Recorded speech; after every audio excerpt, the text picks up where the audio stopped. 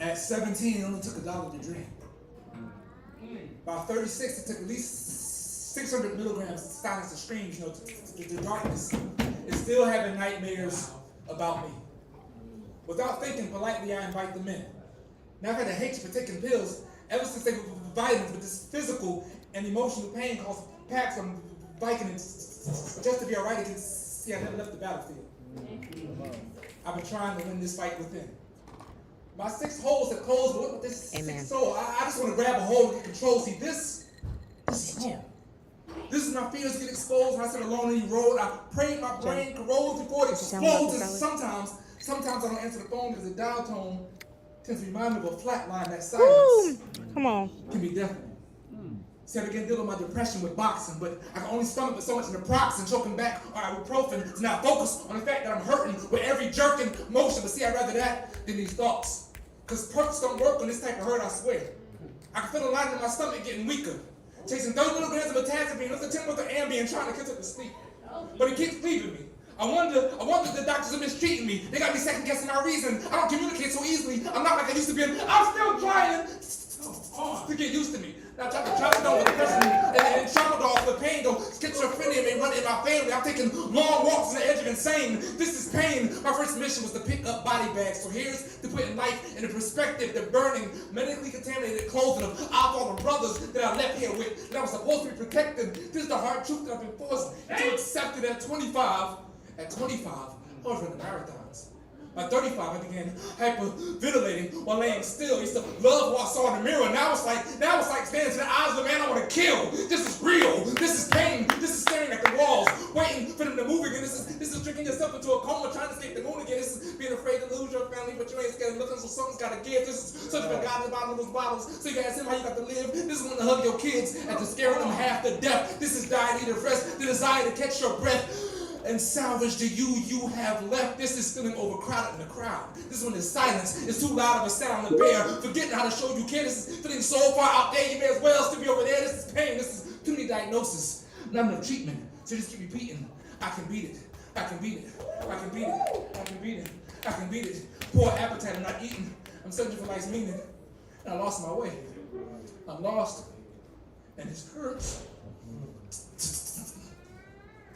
This is pain. Yes!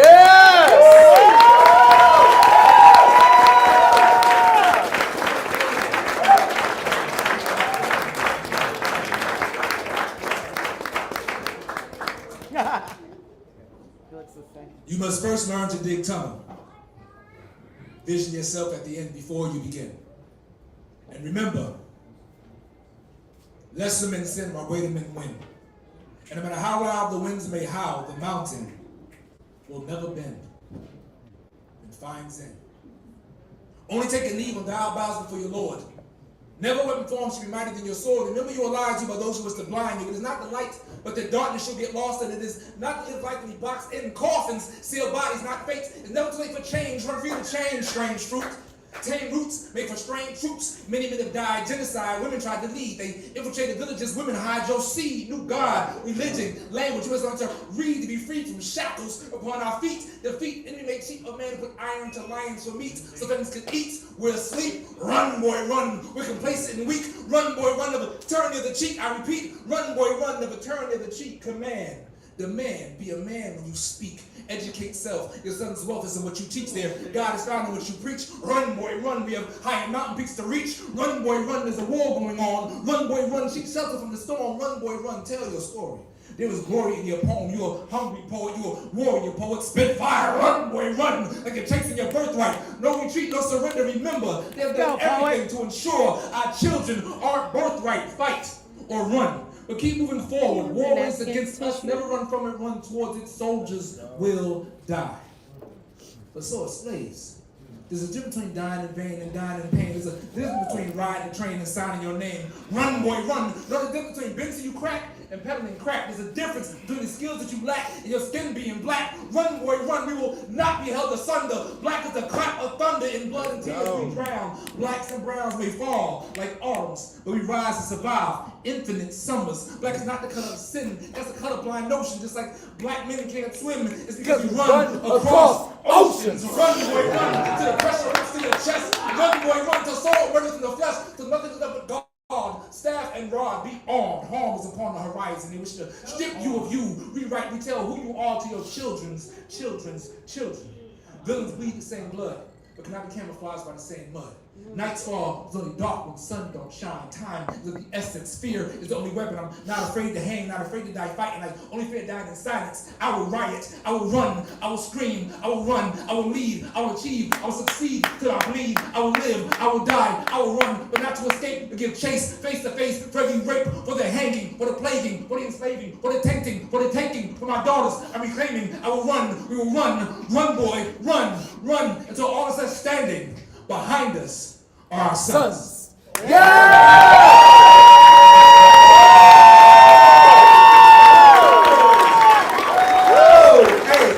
poets, that was your sacrifice. That's how I need y'all to do it for the rest of the damn night. Yo, so Killeen Poetry Slam. So with I did 2 years of training on the Austin Poetry Slam team, went to Killeen, did the Killeen Poetry Slam. Then I took a team full of rookies and we made number 2 in the nation. Woo! We barreled through. I didn't get no sleep. My eyes was fucking crooked and blurry. All right, so listen.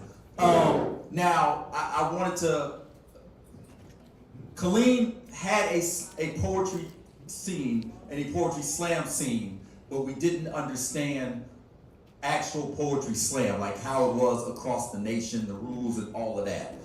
That was learned because I took that information and took it to Killeen. So it was important for me to point out that that's just another thing that if it didn't birth, APS directly impacted.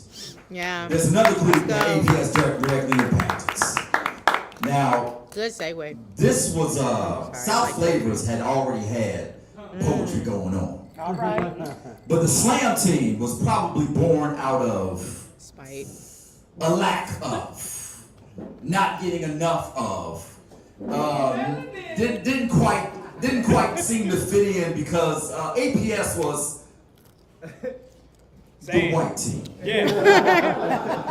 And we needed a black team. So that's when, stepping onto the scene, where's Dave at? Dave left the fucking booth. Nobody told you could have sustenance. Neo Soul Trust. Then Neo Soul Poetry Slam was born. I remember now. So I've been on Killeen. I've been on the Neo Soul team. I was on the APS team. But my first year out on the Neo team, I was like, yo, Herm, I'm not gonna be able to compete because I'm going to Killeen on the slam. He's like, no, bro, compete anyway. I. So I made the team. But then I abandoned the team.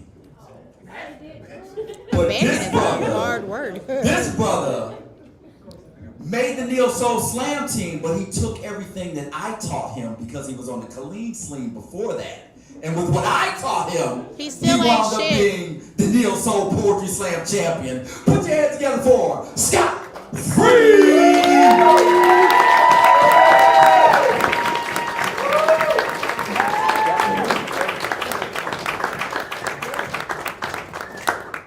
Scotty! Welcome back to the mic. That was dope. Thank you. Was that a sacrifice or were we sacrificed? That's always the question, right? I'm told you something old and something new. You still ain't shit. That's I love keep right you there. I'm humble. the 17th ranked ELA teacher in the state. That's love. Hey!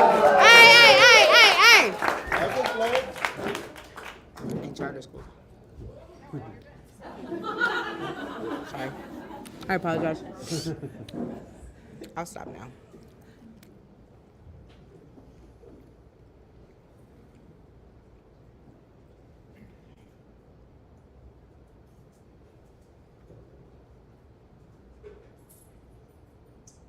I'm sorry, give me a second, y'all. Amen. Hallelujah. Huh? God working on you still, huh? It starts with a lie. No, honestly, I'm like overwhelmed with emotion right now. Oh, me too. I wonder why you didn't stick it out after you stuck it in. What happened? Did you forget your purpose? Did you forget my purpose? Didn't it hurt when you saw me clutching my chest so tight this broken heart? You took your shoes, your clothes, and my future, and you boxed it up. Lord. You stuck the key in my grown man, started and drove off, father. You're like a myth to me now. Snapshots of a pastime paradise, from Pampers to piggybacks to paper sack snack cakes. It all from the straw. I can show you how it back breaks. I waited all night for Papa Stone to stop rolling. Come on. Too many times strolling out of disregard, trying to send your love in the form of a Christmas card. I didn't know that we only leashed you. Come on. This ball games and birthdays, expiration barely past preschool. I thought you went Old Navy. I thought A motherfucker fleeced you. And now the maturation came second to your steak ass spices. My life is not a clearance sale. Come on.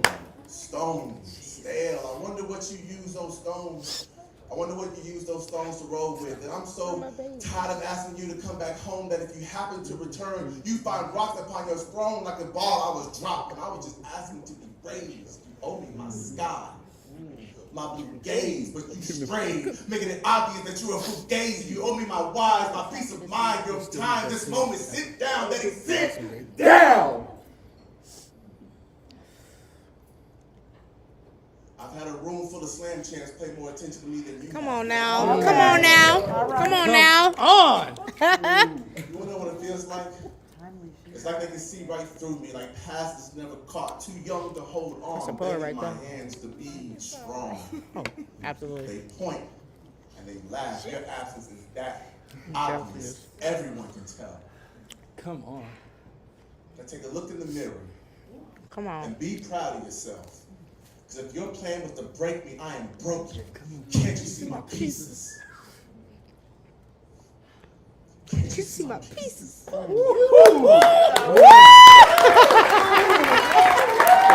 ain't crazy. I want to give credit to Brian on that because that was a writing exercise. That was just a writing exercise. And it turned And into you that. told us it's a lie. No, wait. No, I never You said like that. your dad. I never said that it was true. I never said it was true. My dad's great. I'll call him. Yeah, that we hate him for it. That's wild. That's wild. Writing, creative writing. Hey, that's And that's why we say, he ain't Made you believe shit. it. You understand? And the Academy it goes to. Everything else is the truth, I think. Hold on the mic. By the way, I want to thank all the poets in here because y'all are the reason that I wrote shit like that. 'Cause y'all Come all on. dope as fuck. So, Let's go. Clean it up. this is new shit. I don't have new shit. I don't know if I'm right. Some kids don't let me do that. September 19th, I called Mr. Pistol over. I felt something hard against my temple and said, "Is that a gun or are you happy to see me?" He said both. Oh, I no. owe Mr. Pistol everything. When I felt like the blood stained in a suicide cherry red, it looked like full circle, like a hole, like a hopeless hoper, like a holy holster, like bullets in the Bible, like the God I lost last night, like Jews committing genocide. My only regret is that the shotgun wouldn't allow me to salute because the barrel was too long. It looked like I was stiff-arming freedom, death. Saw life and tried to suicide. Given it was weakness. It was relaxing. A finale, my final episode at the epicenter. Who's gonna save me? You, poetry? Was poetry gonna save me? Stuck between a rock and a hard place. That's why they call us depressed. See, you guys don't understand. Me and Mr. Blue, we just click, we just click. Mr. Pistol told me he did this one man every 13 minutes. So if he wanted to check on me, I said, no one checks. He said, like 2 chess players prohibiting play. I said, like no request for payment at the end of the 3rd course. He said, like no correct answers on the quiz. I said, like cash, credit, or debit only, no check. Like letting life slide over and over, no checks. He said, Scotty. I said, huh? He said, I have a question. I said, shoot. He said, why fight the good fight when the good fight is fighting you? Why bite the bullet when the bullet can bite you? I said, that's a great idea. When life tried to pursue, I sighed. Mr. Pistol, he saved my death. No myth or meth managed this mess to rest but Mr. Pistol. No cross or staff, no masterful mask besides the madness but Mr. Pistol. He's the George to my Lenny, the meekness unto my Aaron Yeager with an appetite for destruction. Mr. Pistol cooked up a Russian roux. Let me have a taste. Wow. Wow. He said, Nice, "Wait, nice. It's like if you you right or fuck whatever. Mr. Pistol, you'll really be by." I said, put it in my mouth and bust. Absolutely. I looked up into Protest. the sky. I just said bang. It's a bird. Click, click. It's a plane. Protest. Click, click. Who knew a shot in the dark could be so accurate? Wow. Okay, free.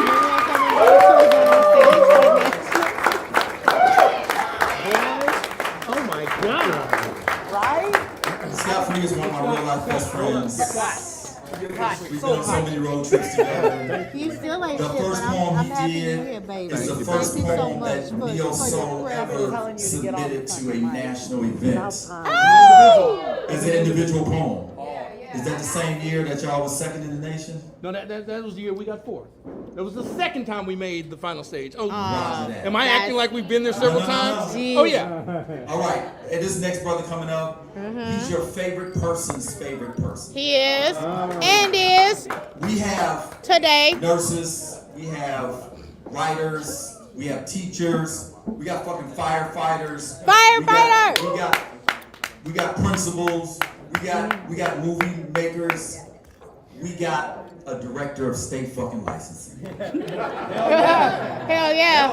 We got He licensed the fuck out of them state. stuff. You want a fucking license? Then I need front row seats. I mean, he's not specific about the Cool. license. When you get into the elevator, that's his name on the elevator. That is his name. When you go to your beautician or your barber, and they got their license displayed, that's his name. When you go to the fucking gas pump, you see that little state sticker? That's him. Yeah. This is the first Slam Master for Austin Neo Soul. Woo! One of the most beautiful men you will ever have the pleasure of seeing or hearing or being graced by. Put your hands up for Blake Francis!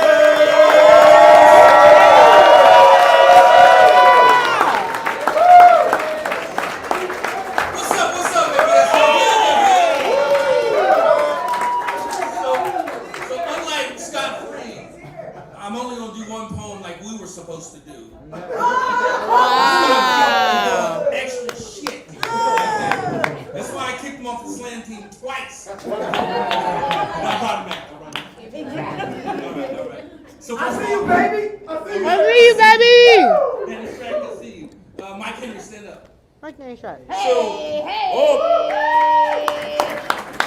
So Mike Henry had APS, and it was, the big brother. It was the big brother slam. Yeah. And so we came out of the ashes to compete, and we probably were mortal enemies until we realized that we were forever friends.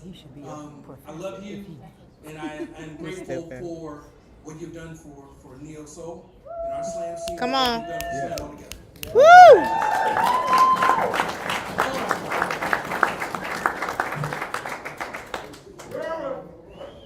Hi!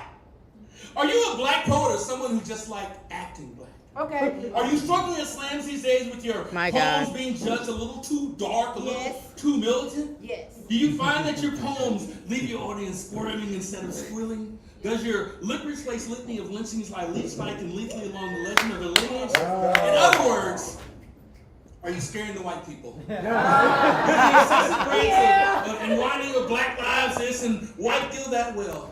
Fret no more, honey and homettes. Don't fret, my pet. Because Microsoft has a little something to bleach the blackness from your prose. To trim the jungle from your tongue, to remove the eclipse in your throat. Yes, February 2025, Microsoft will take the hood off its newest product called NegroSoft. Oh, I eating that Negro sauce. For sure. So I can get my What job. is Negro sauce? Right. I'm glad you asked, Tommy. So glad you asked. Thank you. Negro sauce is an advanced algorithm for that Caucasian correct spoken word by exchanging minority-based I hate you. with Trump I hate you. calibrated to free the revolution from your voice. So, for example, say that your poem requires you to say as loud as you can, "I hate white people." Facts. No, I bet some of y'all look good. I hate white pillows. Oh my God, that's comfortable for everybody. This revolutionary product is reasonably priced. We accept cash, with cards, and we'll go with high interest, no credit check loans that you can put in your children's I only think it's name called if WIC needed. no more. We at Microsoft are very sensitive to the financial problems of your people. Very good. This version of NegroSoft, it comes with its own built-in lexicon. Our bright research team has looked to find out some of the most overused terms and phrases used in black poems. For example, white is now replaced with wonderful. The word black is now accurately referred to as pigmentationally challenged and comes with a proximity alert system that prevents the words like beautiful, amazing, king, queen, partner, or people anywhere near the same sentence. Unless the person is actually being sentenced. Oh, she gave me like, you doing that shit.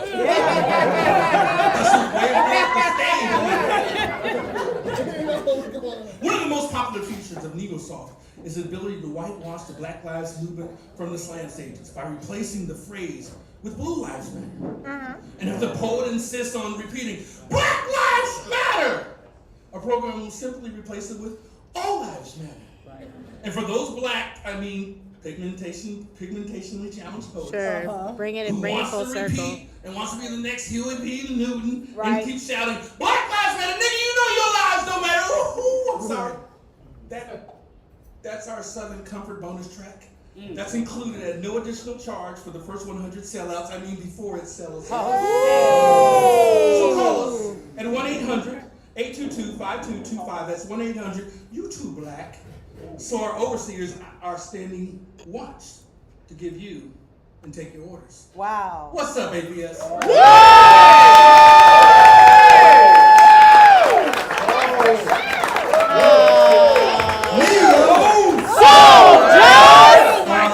This is 2010 at the National Poetry Slam. Neo made final stage of fucking again. But the beauty of this picture is this is Khalid and Neo Soul in this picture. They speak youth slam is up here. So some good fucking days. Some good fucking days. Oh my God. Next one. Mr. Dave, Do I need to go over there? do it again. Do it again. All right. Sit back. Hey! Sit back and watch this. No, she didn't. No, she didn't. No, she didn't. How the art of war in your thesis, hip-hop has long since left us, but the struggle has no soundtrack, so beatbox is an anthem. Don't wow. The best style. Wow. Wow. Wait for the Texas Rangers to arrive in their vehicle. All the truly innovative things of the modern age have been short. Einstein, 5'3". Gandhi, 5'2". Tori Aikman. Poetry slam is kind of a combination of traditional poetry, theater, stand-up comedy, dramatic monologue. Basically, it's anything you can do on a microphone in 3 minutes. It's generally a pretty raucous event. You know, it's not what you think of as a poetry meeting where we sit there light and sip our coffee and snap our fingers. No, this is rock star time. These artists get up and they throw it down for 3 minutes like they were a band. Wait, is this an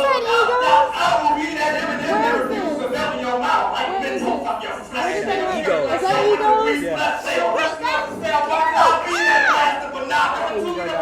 I'll show you a world filled with hope. And what you need, girl, I promise I won't choke. The tagline reads, phrasing for the Nationals this year is anything can happen in 3 minutes, and that's really what is I think most important to realize about slam. It's we call it short action slam theater. Each poet or group of poets get up to the microphone, no props, no costumes, and they create whatever they want to create within the space of that 3 minutes. It is a sport, and the people doing it definitely take it seriously, but it's also, in a way, kind of a trick to get the audience to realize and we fucking that, take it serious. Poetry Thanks. can Wow, look at Danny.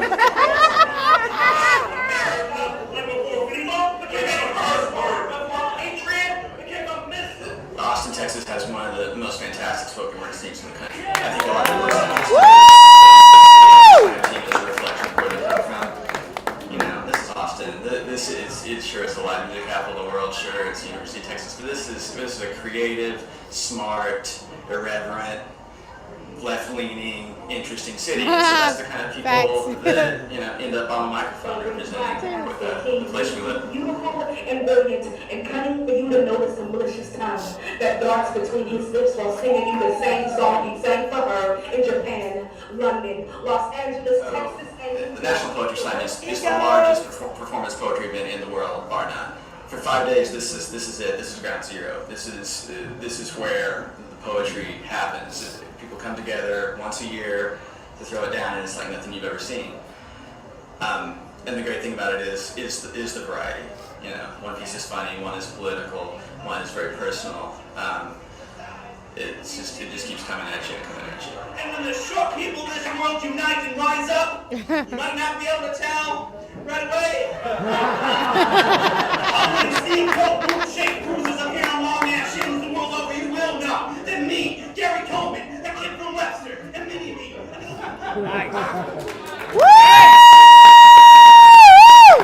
That was a promo. The National Poetry Slam was here in 2006 and 2007.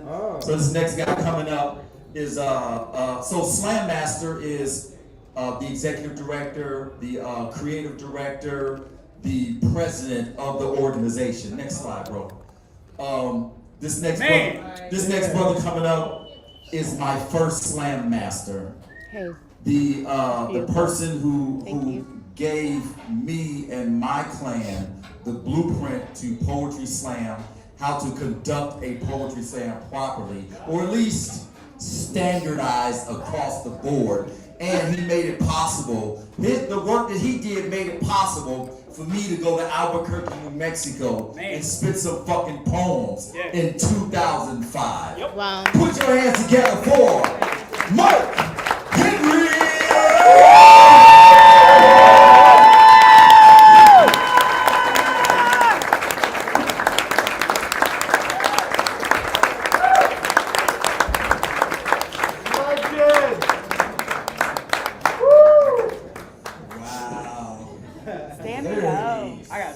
Years, that's crazy. I don't know where you got that video, but I think that was the last time I shaved. I was like, who is that? Oh wait, that's me. 30 years. Oh, it's a lot. Can I talk to you for a minute? Can I talk to you for a minute? Yes, absolutely. I've been thinking about this for a while and what to say. So, Christopher Michael hit me up and he's like, we're going to do this show. And I told my friends about it. One of them said, if you could go back in time, go back 30 years to that time, back to visit that past version of you, that kid back when you were starting Slam, and tell him, hey, 30 years from now, all this shit will have happened, and we'll be gathered here to celebrate it. Like, what would he say? And that question broke my brain for a while. So that for one, that kid, I don't think he was usually concerned with what would happen in the next 30 minutes. Much less, was available for that conversation. But honestly, the more I think about it, I think what we were looking for back then and what we wanted to do, I don't think it's changed at all. I think it's exactly the same things that you're looking for. We just wanted to make a space. Like we wanted to have a great show. We wanted to have a show that poetry deserved. And we wanted to do it together. Like we wanted to lock arms all up and all do it together and do it as good as it could possibly be done. And we wanted to use this weird new thing we found called Slam, and and learn to tell our stories better, and then we could all help each other learn to tell our stories better, because that's what it does, right? That's how slam, like, that's how, game sharpens game, and like, we just wanted to do something great for Austin's poets, and something great for Austin's audiences, and like bring them together like it hadn't been done before, and just, see what happened, right? Yeah. And what happened was it changed my life, Yeah. And I mean, and like so many, there's this like endless stream of poets and people and audience members, people in my head right now, and like everyone who will touch the stage tonight, I swear the one story we share is like, Austin Poetry Slam has changed my life in more ways, more times than I can explain. Yep. And the one thing is the people, like, it's the people. It's like the most significant people in my life, like the ride or die people in my life. I found them right here. Right here. And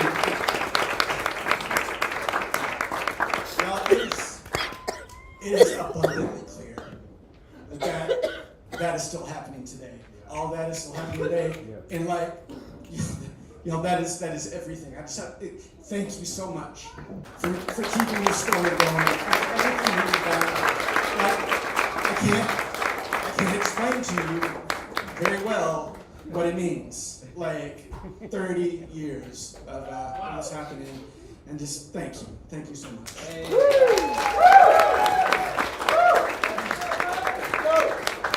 All right.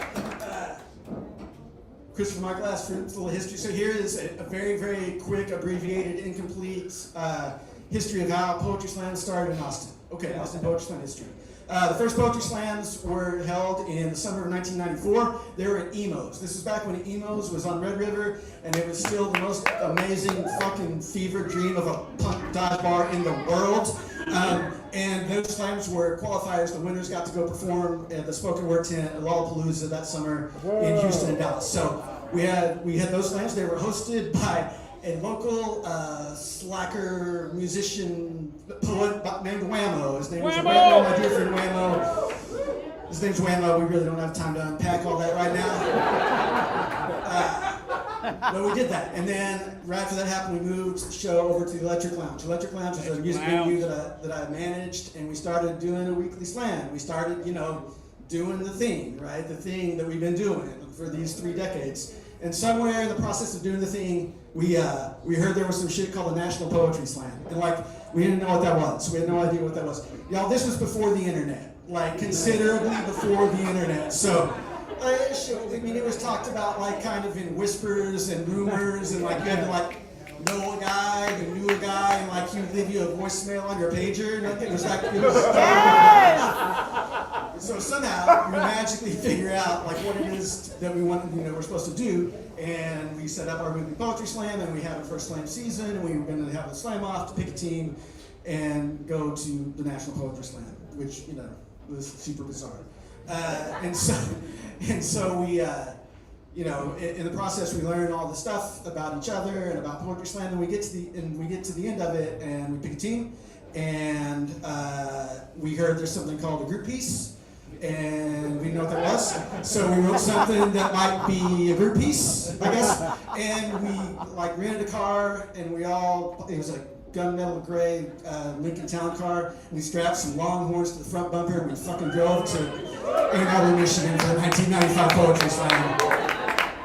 It was insane. I had no idea. And y'all, first, of course, the 3 people in the car with me became my best friends in my entire life. And what happened when we got there, what we found changed everything. I mean, we saw that this story was repeating itself all over the country. We found these people that reflected us, and we reflected them, and we found their poetry and their stories, and we found the thing. We found the thing, y'all. We found the thing. And I remember we were so excited, we couldn't wait to get back. I mean, fucking Johnny Appleseed this shit to the as much as we could, and spread it and share it as much as we could. And so in those first 15 years, we had to pick a slam master, someone that would be slam master, to have a slam. So that was me, and I was your slam master for the first 15 years of the show. It was the greatest job I ever had. And then I had the greatest idea in the history of ideas, and I passed the ball to Danny Stroh. So we get back from nationals, and like lots of stuff happened. We made the final stage our second year at nationals. We hosted the National Poetry Slam here 3 times. Only city outside of Chicago ever to do it. Only city ever to be crazy enough to try to do it twice in a row. That shit was ridiculous, but we did it. And things happen, right? And things happen. But honestly, like the thing of it is, like the most important thing that happened out of all of it was that we started on this road, right? We started this road back then, and that road has stayed connected all this time. And that road leads us to right here. That road leads us to tonight. The road leads us to this microphone, to this amazing audience, to this incredible, ridiculous family full of poets and poems. And that's what matters the most. That's what if you could talk to the kid 30 years ago, that's what I would be the most excited about, is that happened. So thank you all for doing that. All right. Poems, all right, I talked about poems. I should do a poem. Christian, like, I'm going over time. I got 90s minutes up here. They like run a lot slower. It's, That's that 10X shit. Okay. All right. Let's see. So, as your duly appointed representative from the 1990s, I need to do a poem that is older than at least some of the audience members here. Do you want to hear the one about like personal politics and like coming of age, or do you want to hear the one about Star Wars? Star Wars! Star Wars! Star Wars! Star Wars! Star Wars! Star Wars! Star Wars! Star Wars! Star Wars! Goddamn. First of all, thank you. Secondly, it was a trick question. You're exactly right. All poetry is about Star Wars. On some level, that's how they get us. That's how they get us. This poem was written for the 1998 and 1999 slam season. I was in middle school. What else? Some of you guys are going to have to Google some shit, probably. Ask ChatGPT what the fuck. It's on Disney Plus. There is one reference to Star Wars in the poem that's not about the life-changing film franchise. It's about like that early version of Space Force, where the U.S. government was like putting missiles that were in the sky that were going to shoot down the alleged Russian nuclear, and they called it Star Wars because they thought that all of us that grew up playing Space Invaders in arcades would think it was cool, right? So it kind of worked a little bit, to be perfectly honest. All right.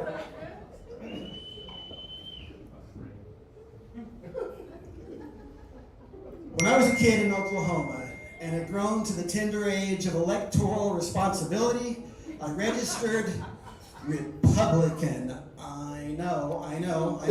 We're off to a bad start here, right? You see, at the time, Oklahoma was embroiled in a heated series of Republican primaries, and that meant that I would get to vote more, and I was such an unrepentant nerd that, this appealed to me. Mostly, I did it to piss off my mom. You see, the women in Mom's family had held key positions in the Custer County Women Democrats Association for as long as anyone could remember. And I would fly my teenage rebel flag in a blue Reagan yard sign hammered into the freshly mown lawn right next to my "A Marching Eagle Lives Here" band monument. Every so often, Mom would take the sign down. I would put one back up. It was our game. But the game was genuine for me. See, in the 80s, Russians were still evil incarnate. They were borscht-eating bad guys offering an endless winter, and I saw Red Dawn and War Games at my local theater several times. Along with my small tribe of Dungeons & Dragons role-playing brethren, I joined Young Americans for Freedom, a political propaganda machine designed to provide a home for the misplaced cowboy and Indian paranoia of kids with the very real threat of thermonuclear war on their minds. Kids who would dart serpentine through small-town neighborhoods on faux military operations, sporting BB guns and baggy surplus camouflage. Kids who would vote for a doddering ex-B movie actor, Ronald Reagan, because he was going to make Star Wars real for us. Right, remember? Come on, we're talking Star Wars here. My demographic was pegged like a womp rat in Beggar's Canyon. Flash forward 8 years, lots has happened. I went to college, discovered drugs and alcohol, lost my virginity, and somewhere in his coming of age, my enlightenment cracked the eggshell of my right-wing boyhood, happily revealing my soft liberal underbelly. My unemployable English degree, and I moved to Austin. And on this night, we have been invited to a watch party on the eve of the impending election of our new president, Bill Clinton. I'd sink into a couch and sip a sixer of this really cool new beer I've discovered called Lone Star. Well, our happy throng watches as the map on the TV shifts from red to blue as results are tallied. When it becomes clear that we are sure to win the day, our hostess leans to me, extrapolating from my shoulder-length hair and obscure rock t-shirt that I surely must know something about music, and asks me to pick out a song to play when the victory is announced. Moments later, a chorus of exultant shouts explodes from the living room. I crank up my selection.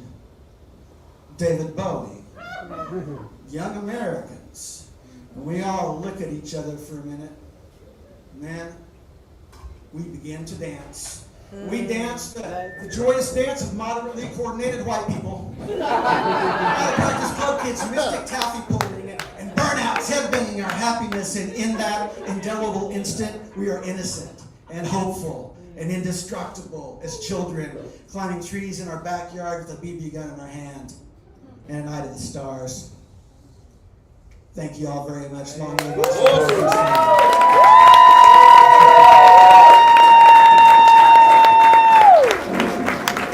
Good man, he was a slam master from 1995 to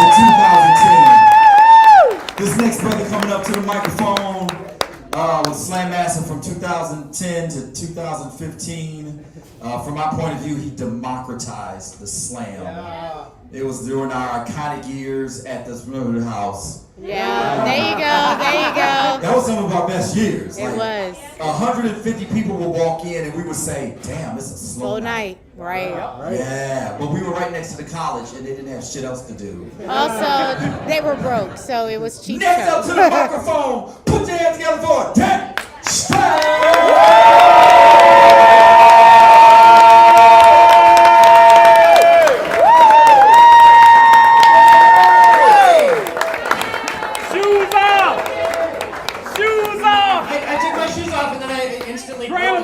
and then I had to be really careful. So yeah, Chris said I could either do 2 poems or I could banter. I really want to do 2 poems. I'm going to give you really short banter though by saying this. When I took over the slam from Mike, he told me that we also needed to find a new venue, and so I went to the Art Authority, which was a place where we had done burlesque shows. And we got in touch with the guy that was doing booking for them, and we set up a show. And then it was like approaching, it was fast approaching. A week or two was coming up, and then I hadn't heard from them. And so I went to the Spider House, to Art Authority at the time, 29th Street Ballroom, aka Spider House. And I was like, hey, we have a show coming up on the 11th. And they were like, man, we fired that guy. We have a new booking guy. And he's over here, you should talk to him. So I went over to him, his name was Jason, and he said, I don't know who y'all are, I was about to cancel your show. Who are you? And I was like, we're a poetry slam, we had an agreement to do a show for free. He's like, you can't do a show for free? That's ridiculous. That's silly. So we worked out an agreement to give him like $50 a week and not to be assholes. That was the agreement. And we kept to it. And the only reason that it worked is because I contacted all the poets that I knew at the time, and I said, hey guys, this isn't going to work if it's just me throwing a party every week. It's only going to work if it's all of us throwing a party every week. Let's go. And working together to do that. And that's what we did. And I think that philosophy holds true to this day. It's never the leader throwing the party. It's all the poets and the community together throwing a party to celebrate poetry. So that's what we're here to do. That's one short banter. I still get 2 poems. Yay! No time penalties tonight, baby. Okay. There's no time penalties tonight. You got it.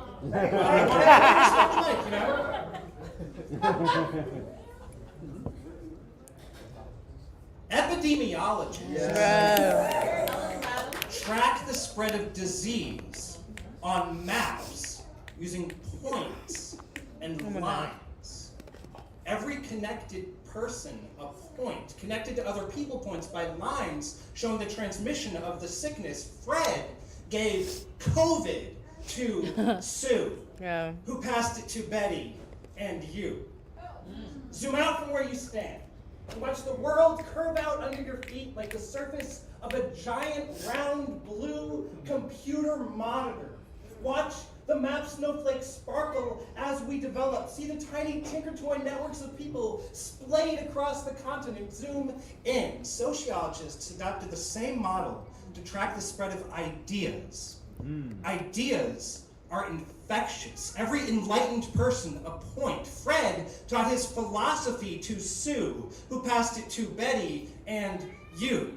The better the idea, the more contagious. That's what it really means to go viral. Zoom out, read your history, the birth of civilization, the first use of fire. Follow it through to fried food. Track the transmission of racism, of communism, of every ism and anity there ever was. See the golden rule spin through each vector. Zoom in. Epidemiologists and sociologists track this. Use the concept of a super spreader to identify a point with lots of connections. If you have gonorrhea and tons of unprotected sex, you are a super spreader of the clap. If there was an outbreak in Austin, transmission lines would vector off you in every direction. Epidemiologists wish you used a condom. Zoom out and fast over. See all the small ideas grow into big ones. Blacksmiths forge ahead through fire to steel, electricity, explain, computers created, list of scientists turn around the internet. Now we have the data and technology to build epidemiological tracking maps like the ones I'm talking about in this poem. We could use one to track the underlying ideas behind epidemiology, or the spread of the poetry slam movement across the United States. Zoom in. If anyone taught you anything here tonight, you've been infected with a new idea you never had before. Zoom out and find yourself. Who are you connected to? Woo. Who do you influence? Who influences you? Zoom in. Authors, celebrities, poets, CEOs, anyone with a podium or a YouTube channel. You are the super spreaders of notions, theories, and thoughts. If you're going to spread ideas, make sure they are the conceptual equivalent of the clap. Zoom out. Can you see the lines between us right now? They look like harp strings. This is how you play them. Zoom in. Now put on your most infectious smile. Out. Can you see your influence?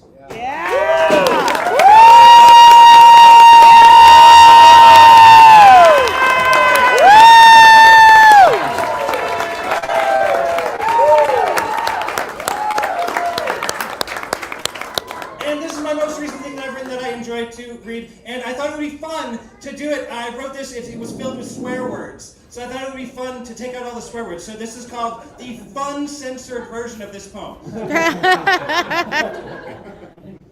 Let's go, Danny. No! Groupies! Right. The name of the poem is No. Okay, website, let's buy some toilet paper. No! I do not accept your cookies. That's just gonna make it easier for you to advertise at me. Nothing ruins a phone like tossing cookies on it. Reject. Oh, you don't work without cookies. Flippin' fine. Bring on the ads. Know about that toilet paper.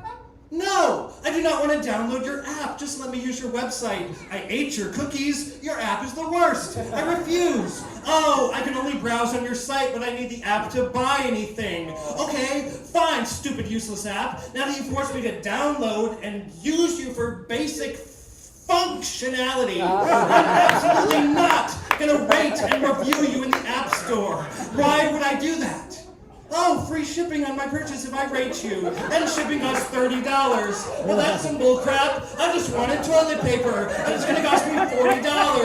Fine, I'll rate you, but you're not gonna like what I have to say. Trust me.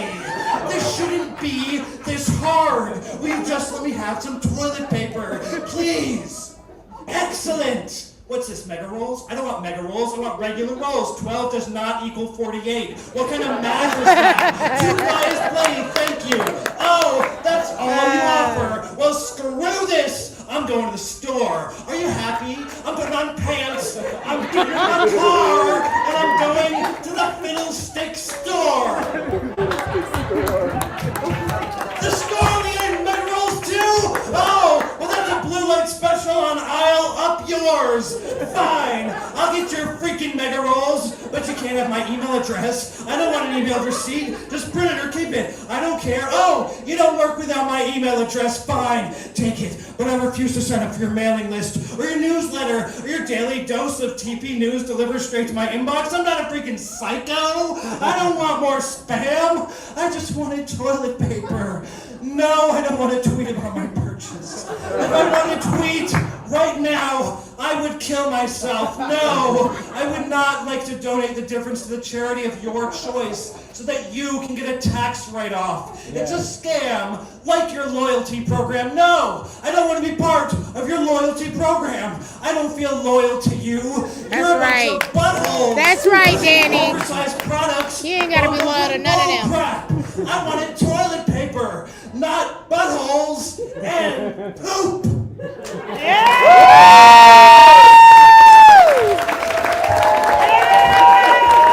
Danny Straight.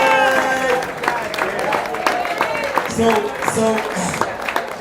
the best way to describe Danny is God got a 100-gallon container, filled 50 gallons of Quirky, and then 50 gallons of Beautiful Soul. Yeah. That's Danny Straight. That's it. All right. So, warning to all the cis heterosexual men in the room. This next brother coming to the mic, do not look him in the eye. He taken. Your sexuality will crumble. Him taken. Everything you thought you knew will be a problem. Look down. Everything you listen love. to the poems. He was a slam master from so I was offered slam master after Danny, and I turned it down because being a slam master meant you were the de facto owner of the organization, and I didn't want no parts of that. So instead, I was like, I'll be slam master of Neo Soul because there's a bunch of people over there. And a year later, I was the de facto owner of Neo Soul. I'm like, goddamn, I don't want to work. Oh, look at But you this next working. brother, he brought each slam master we've had. There's a clear delineation of them pushing a great organization into another era of greatness. Yeah. And this man absolutely did that. Put your hands together for Chopa.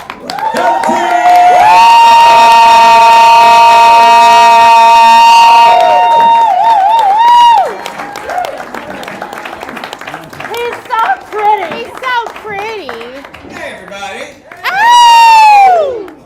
Pilots in the room, if you didn't know, this is how you adjust the mic, and you should do that before you start talking. Tell him. Every time. I learned that from Brian Shade. Francis, my first slam coach. It's called Mic Dynamics. He about to get on the mic and not chase You know, somebody. it could be the difference between a 9.2 and a 9.8. Yeah. We're talking about that. Yep. For real. They All can't. right, They can't so, score you if they can't hear you. Huh? They can't score you if they can't They hear can't you. score if they can't hear you. So, Words I was live by Slam Master for the from rest of my life. 2015 to 2023. I had the pleasure and the labor with current Slam Master Trevor Charles of making sure that Austin Poetry Slam survived COVID. Yo, amen. So that was a lot. I gotta tell you, that was a wild time because we were hosting Instagram shows and we were hosting them late. And I know people were sick or in the hospital, but half the people that we had on that show were like from fucking Indonesia. Right. Yeah.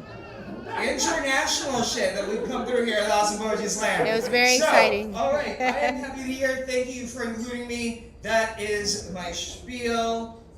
Huh.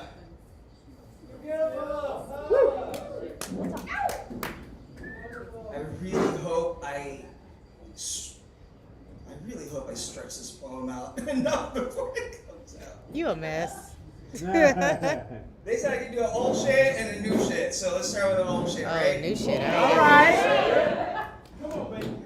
Okay. Yes. Yeah. After Thighs by Desiree Jala. Come on now. My gay says handsome.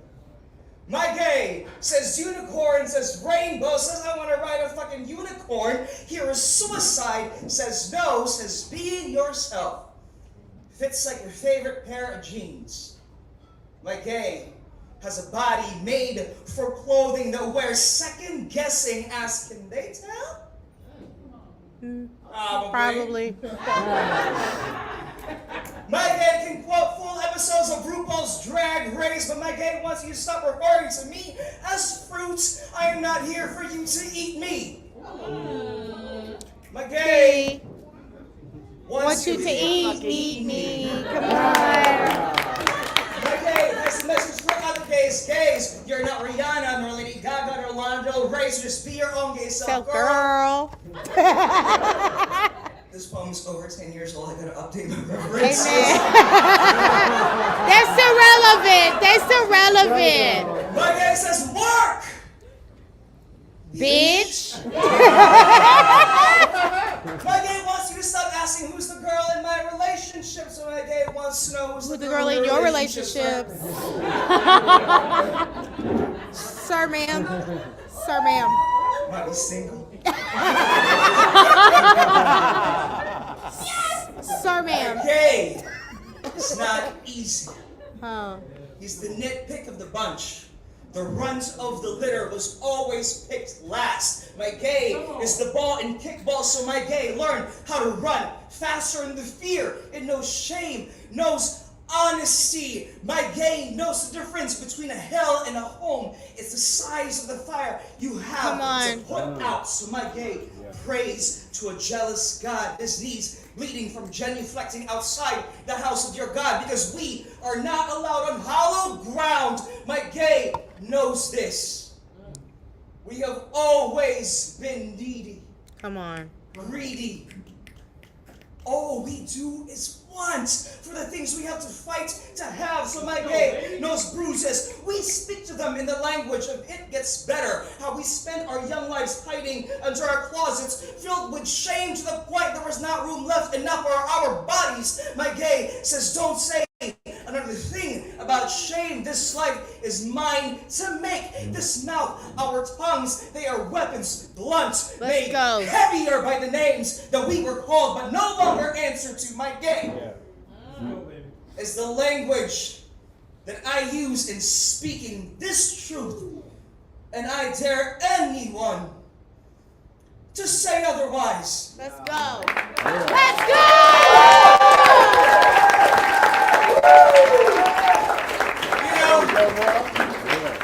It's nice to know that poem still has legs, because that almost took my knees out. I've been in this game for not as long as some people here, but I've been a young man and the baby of the Poetry Slam, but I've never really been young. I have gout now. That is the progression. Poetry Slam does not give you gout. That's not what I'm trying to say. But it could. Are you sure? I'm gonna get checked for gout tomorrow. Do not own that, poets. Do not own that. Do not say I'm gonna be a great poet because I gotta get gout. It does give Slam Masters gout. Yeah. That's right. Hold on. Wait. Hold on. Wait. Let's talk about it real quick. I got limited time. I know. That's why I'm trying to warn Is it it okay? Go. I'm gonna read this one. I have mentors in the room. My first coaches and shit. Yeah. So I hope they like this. I hope y'all like it. Oh wait, can It's you an say? Is election it a year, new so poem? Jomar, is it a new poem? Is it a new poem? To you. Okay. I just wanted to say. And to maybe most of the people in the room. Literally, my day was a new poem to half the people in this room. It's like 15 years old. New shit. All right. Ready? I'm asking myself. He's like, fuck y'all. I pledge allegiance to the fags Amen. of the United States of America. Hallelujah. Hallelujah. One nation under the person they are currently sleeping with in the midst of fighting for gender-affirming care and reproductive rights for all. Amen. America. Ashe. Such a beautiful name. The great melting pot. I was told as a boy where my parents took us as we fled our country from poverty and revolution and political strife. And here we are, immigrants, coming from the fire and into the melting pot. The heat is constant and consistent. Sometimes it feels like sweat is the body watering itself when the blessing of rain is scarce. We are all wells running dry. Some days it feels like all we have left are the wishes on the bottom, but the rust of those coins have eaten up the shine. This whole time we waited for any god to look down. I pledge allegiance to the climb and the Mileys we walk past with their hot girl summer opinions. So far of reach of reality, yet so close to the credit limits. What it must cost to feel and look like entitlement. Yo, shit's a mess. It hit the fan and they made it potpourri at Mar-a-Lago, hiding the scent trail of documents in a bathroom that costs more than a year's rent and food and bills and etc. for an average family. Oh, say can you see what the end of the rope looks like when both of the ends are being burnt while trying to make them meet? This is called a conundrum. And there's an orange man running for office who will hear this and think condominium, sees himself in the mirror and grabs his own neck since it looks like his favorite hobby without consent. You can't have a storm in clear weather though. Not even the mush in that courtroom could make him a fun guy. I pledge allegiance to my mother and her iron will, to my father and his wisdom, and my brothers for our bonds. I pledge allegiance to the facts of the United States of America as fuck for queers, women, people of color, this republic standing on mounds of blood and foundation of bones. The whole land is haunted. No wonder we live in fear. You cannot fix a thing that won't acknowledge that it's broken. America the beautiful. Lines drawn on the flag. Red, white, and blue blood posers. So where do we stand? Stars and stripes and shit. I pledge allegiance to this flag. Living in the United States of America. Brown and queer and filled with fight. One man still looking for a God to trust. Indivisible. But most days falling apart. Yeah! John Valentine.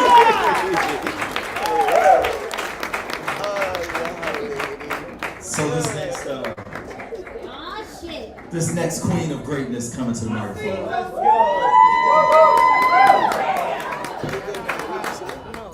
Is our current slam master. Although she has dropped the title of slam master and goes by executive director, creative director. Got a fucking master's degree in education. She wanna use fancy fucking words for her titles and shit. Like we don't pay for business cards or something. I first met her in 2006 at the National Poetry Slam here in Austin, Texas.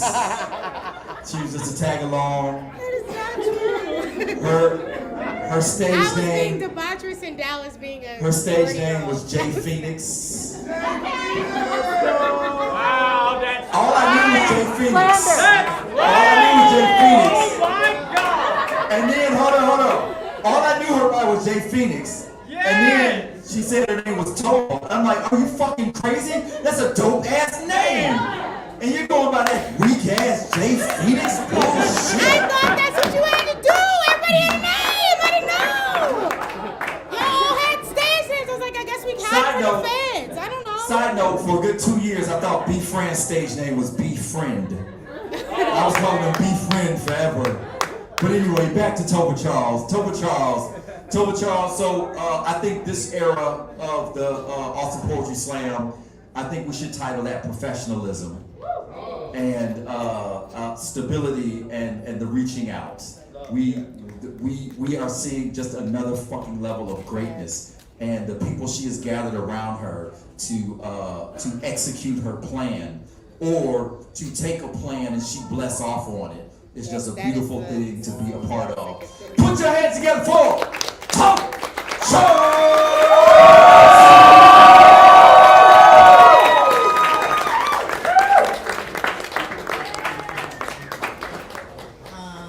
I've been crying all night. So we're just gonna get through poems. I said my kind of little spiel. I'm so grateful to be alive.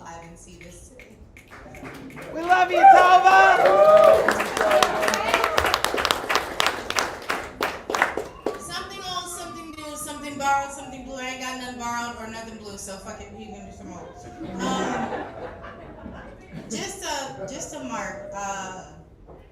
I would not be in poetry if it was not for Neo Soul Poetry. Neo Soldiers!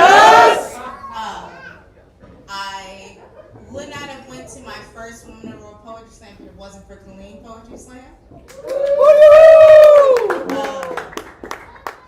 I would not have hosted my first Poetry Slam if it was not for Awesome Poetry Slam. All right. Mike Henry, you have created a beautiful thing. And I don't know if you'll know all the souls that you actually saved, but I know you.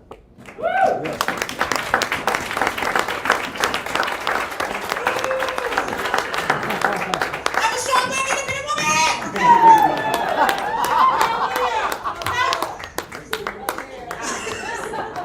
Let's go, Jay Phoenix. Let's go, Jay Phoenix. Suggestions from a white feminist poet. If you are offended about the poem, I sat down and I wrote it specifically for you. So you don't have to worry about who is it talking about me. It is. It's literally about you. What's your name? Heather. Fuck you. This is about you. No, please don't be a Heather in the room. And it's on Facebook. Hey Tova, can you talk about how you are a flower? How a rose is still a rose no matter what color that rose is. I mean, can't you be a rose? I mean, we can still call you pretty for a rose. But can't you just keep all your thorns? Can't you keep all your sharp edges to protect us? If we give you equal rights, then you can have something like later. Hey girlfriend, can you make your tongue as sweet as honey? Can I put my fingers in all that make you sweet? I wish I could taste like that. I want to taste like that. Can't you tell me I taste better? Whoa. Can't your bones be the furniture I just lay my burdens on? Can't you just be recliner, be chase lounge? Can't your mouth only be for singing? Why can't your feet only be for dancing to a tune that don't make me uncomfortable? Hey, sister girl, ain't you tired of talking about how you can't find love and how you are the blackest thing in the darkest closet? Why do you have to talk about how hard it is to be black and queer and woman? Why can't you just pick one? Why do you have to be all? Why can't you just pretend that my sexual orientation and the racism you face every day be the same one? I'm sorry, is the same one. Okay. You can have your time. Just let me have more. Why do you have to keep talking about how Yvette Smith and Jordan Baker and James Byrd Jr.? I too have suffered. I too cried over the dead, but you, yours always keeps coming out of its grave, swallowing me whole. Why do you want me to feel so guilty? Why do you talk about things that are true but didn't happen to you? Why do you talk so loud? Why does your mouth always keep having to break every hardwood floor? Why does your teeth always keep shattering every window? Come on. Setting my seats on fire. I give you 3 minutes to say your piece. I give you 60 minutes every national tournament to say what you want. Just let me be a feature to a reading. Just let me tell you what racism looks like, how hard it is to raise black children, how cruel I am for knowing how to work my white hands in your nappy hair. When you speak to women of color, I do not like that you forget about me. So if you are bleeding, I will fill oceans. While you are burning down your own house, I will burn cities. Don't you remember Black Wall Street? Don't you remember how I set Tulsa on fire with an elevator and a kindling and a black boy as a match? Don't you remember how I beat on Emmett Till's body until there was nothing left but a whisper? I mean, are we not friends? Don't you know I can never be racist if I'm friends with you? Can't you see how I always let you hang out with us? How even when I move on your side of town, wash your city whole, give you back a new name with a higher property tax, and don't I always let you stay? Don't I always let you bask in all that my tears have made? All right. Yeah. All right. Yeah.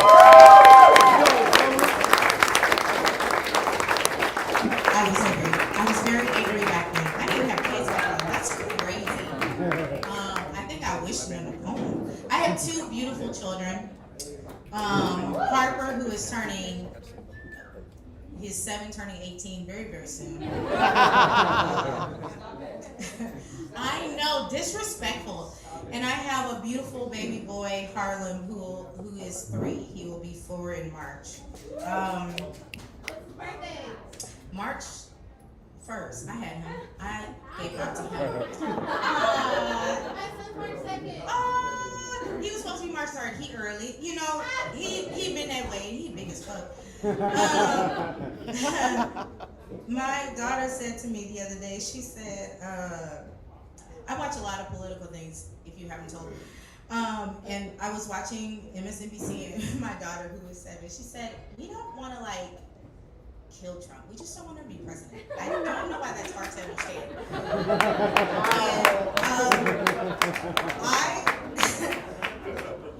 Take your niece. I don't really know what to do with her, but I just hope to God that she makes sense. Her name is Harper Giselle Elizabeth Charles, and she's named after a poet, Giselle Robinson.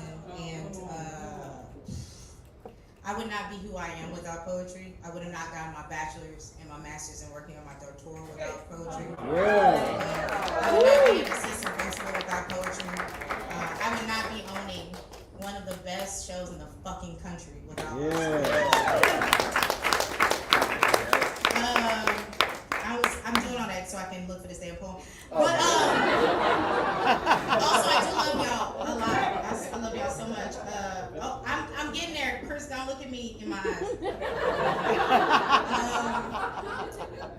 I met my best friend in 2008 when I joined the Neo Soul Poetry Slam team, Mr. Jomar Valentine. We had been through a lot together. I thought he was racist at first because he asked me for fried chicken, and he was, I didn't know. And we went to Popeyes, and he ordered a 10-piece chicken for him. And he said, "Did you want anything?" Oh,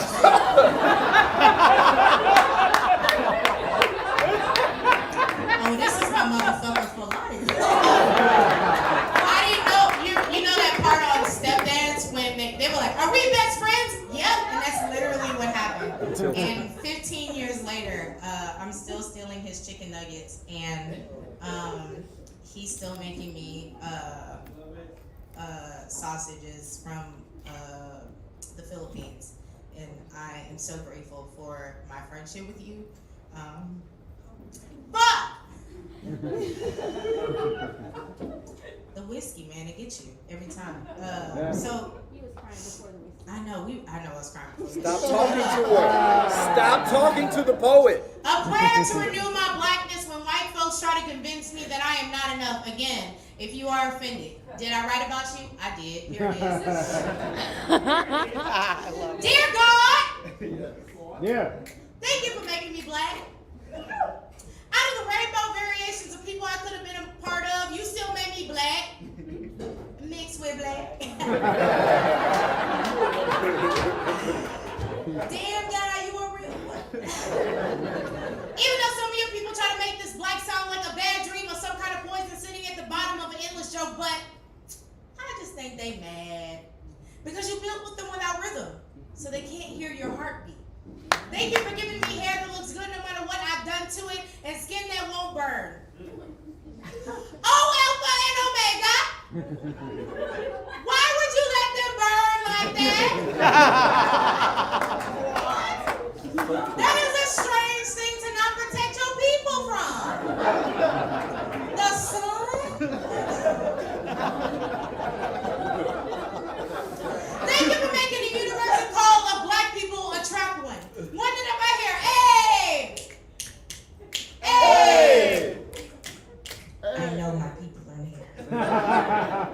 Thank you for making yellow the international color of black girls. Thank you for Heavenly Father for Regina King and Beyonce and Bun B and Meg the motherfucking Stallion and Chloe and Halle and Drew Hill and the Lauryn Hill and the Soul Food soundtrack and the Waiting to Excel soundtrack and for my black mama. Thank you, Waymaker, for making my mama both black and from the South. Thank you for reminding me that South ain't for everybody, that I ain't for everybody, but ain't we fly anyhow. Thank you for not just making me black, but a black girl from the South. Thank you for making me all this fine and know how to cook gumbo and bake macaroni and cheese. And thank you for letting the flick of my wrist guide my food to a seasoned perfection. Thank you, King of Kings and Lord of Lords, for chicken and watermelon that we do not eat in front of white people because they do not deserve to see how we break rule with our holiest of foods. And thank you for always making me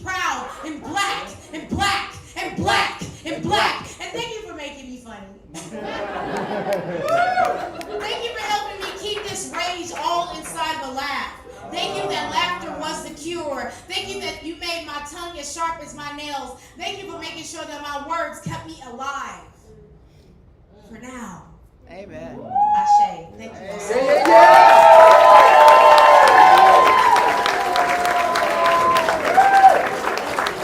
Ladies and gentlemen, That's a bad motherfucker right there. next up to the mic, rocking the silk press. Put your hands together for Baby Tobin.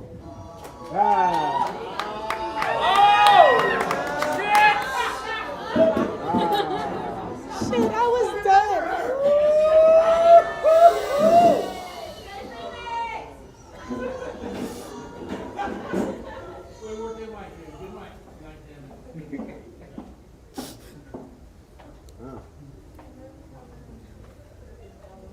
You should have never seen this video. I never thought you wanted to fly.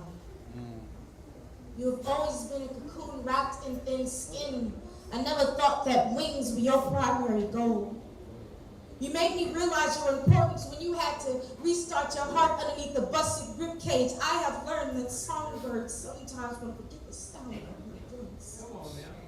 I wanted to hug you lovely, but you were content and ugly. Ugly hands, ugly face. I tried to cover all the mirrors in the room because they could never show you how beautiful you really were. Tricky, your mind and body have never been connected. Johnny always said that beauty always lied in the eyes of the beholder, but you were never able to hold anyone's attention longer than an awkward frowns. Don't talk to boys.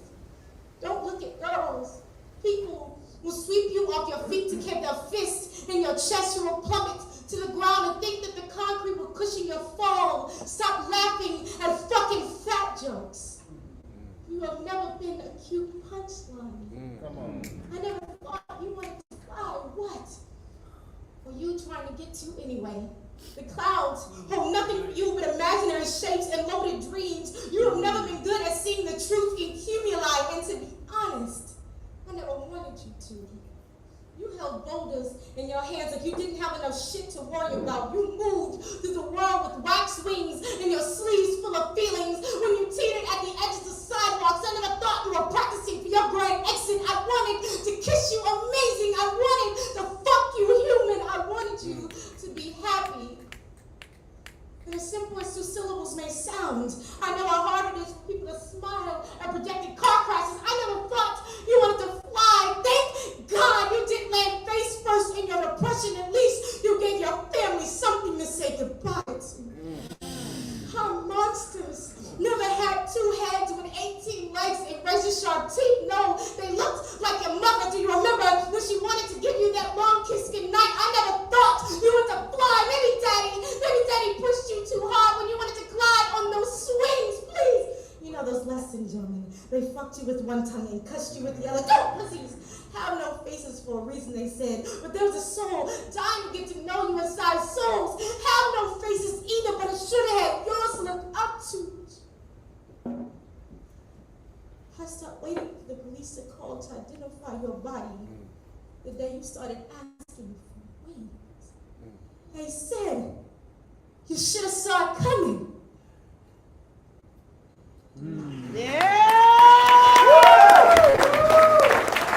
Dr. Charles always been good at what she do. Last call, you said for food? Last call for food. We're gonna take a short break so you get, hold on, before we get that, hold on, before I forget to say this. I wanna reiterate that Poetry Slam, particularly Austin Poetry Slam, is a community of people who have bonded together over the love of words and competition. Right. The competition aspect of what we do is not for everyone, and that is okay. The writing part is not for everyone, and that is okay. The created equal thing is just a concept in the fucking whatever we wrote down. We are not all fucking equal. Some people are gooder at some things and other people are gooder at, and that is fucking okay. Copyright. But it doesn't demean the fact that we love to compete with each other. It doesn't make us less, and it doesn't mean this isn't a damn community. It is a community around the things that we love. And if you don't love it, it's okay. But this is our community. All right, 5-minute break. I'll see you in a few minutes. I need a hug from you.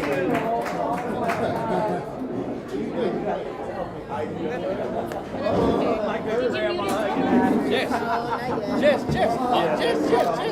I hard.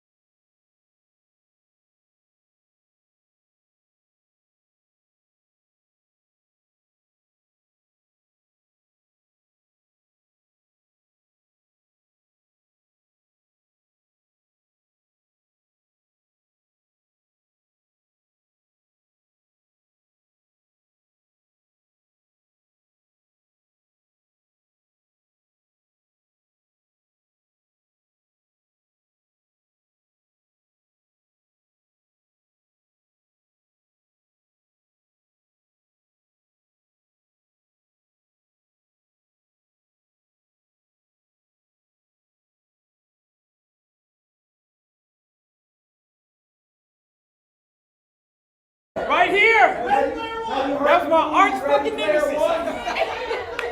He wrote Ready Player One. Wow. He was an APS Slam champion. Greatness comes out. That's right. That's right. That's right. 1999. Ah! I was like, who was the skinny fella in the corner? And the year 2000. That was my first national. That's my first national. Was that you? No, that's Gerald Youngblood. Oh, this looks like a fucking boy band. Yeah. Aaron Sanders. 2001. No. Hard. 2002. Andy Bucky. Yeah. 2003. I'm a dumpster. Now listen. That's dedication. Latter-day Saints. Look at the size of those pages. Holy. So 2003.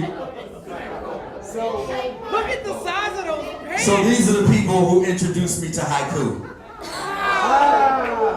These are the first haikus I ever read. Haiku is a small Japanese poem consisting of 17 syllables, 5, 7, and 5, usually about the nature of seasons. But here in America, where we appropriate and bastardize everything, it's just 17 syllables, give or take.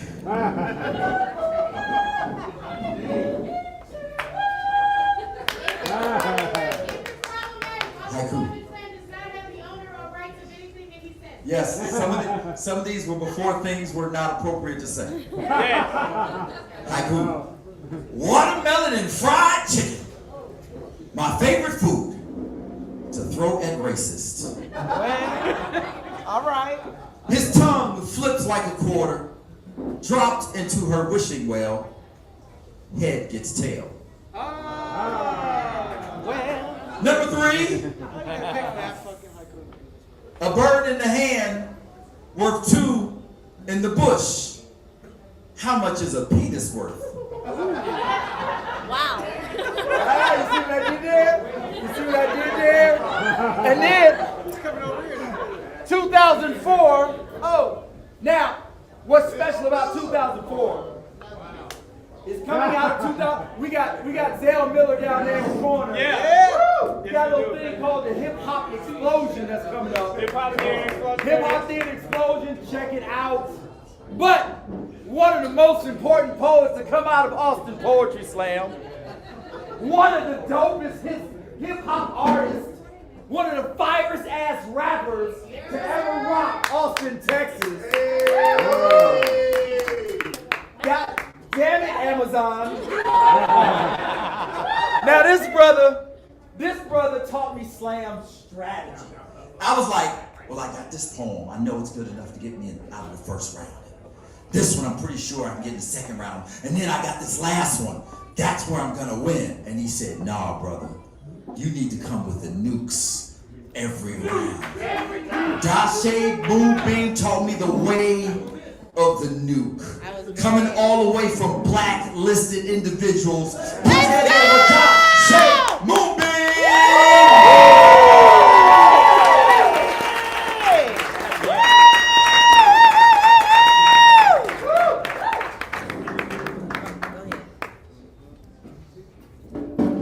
Oh shit. Come on. Oh, shade. Right. Oh shade.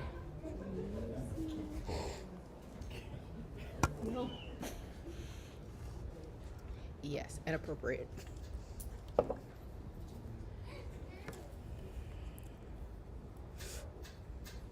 No gun in my hand. Empty hand can damage man.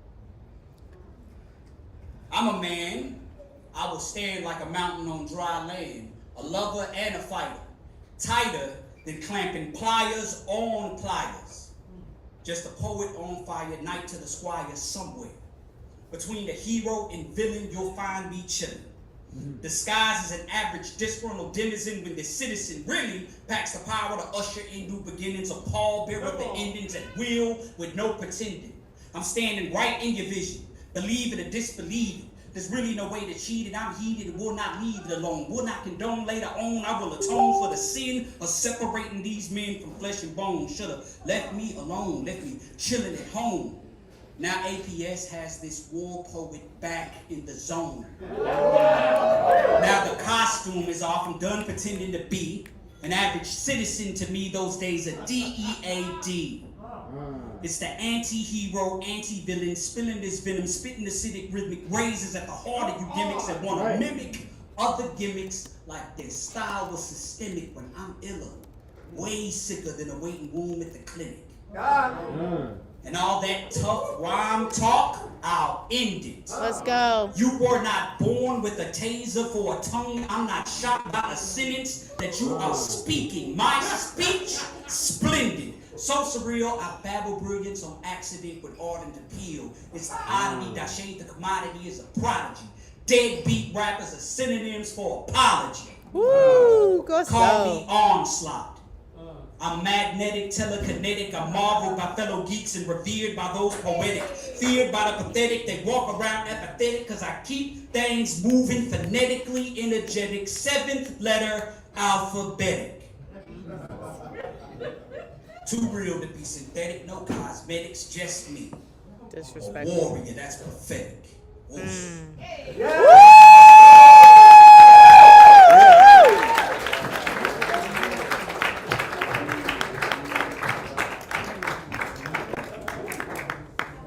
Love you, Dashe.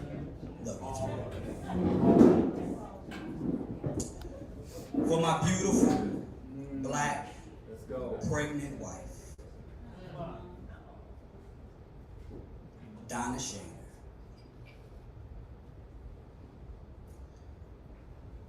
Beautiful you. You make me want to undress my metaphors and slowly peel away the negligee that covers my muse. Let's go. I want to hold you on my tongue confidently, like the first intimate words whispered in your direction to acquire your attention. Happens every time you walk by. Sugar, those flames in your stride ignite something primal within me. You, beautiful beyond simplistic terminology, and it makes me laugh when lesser poets attempt to paint pictures of you. You got my pen moving.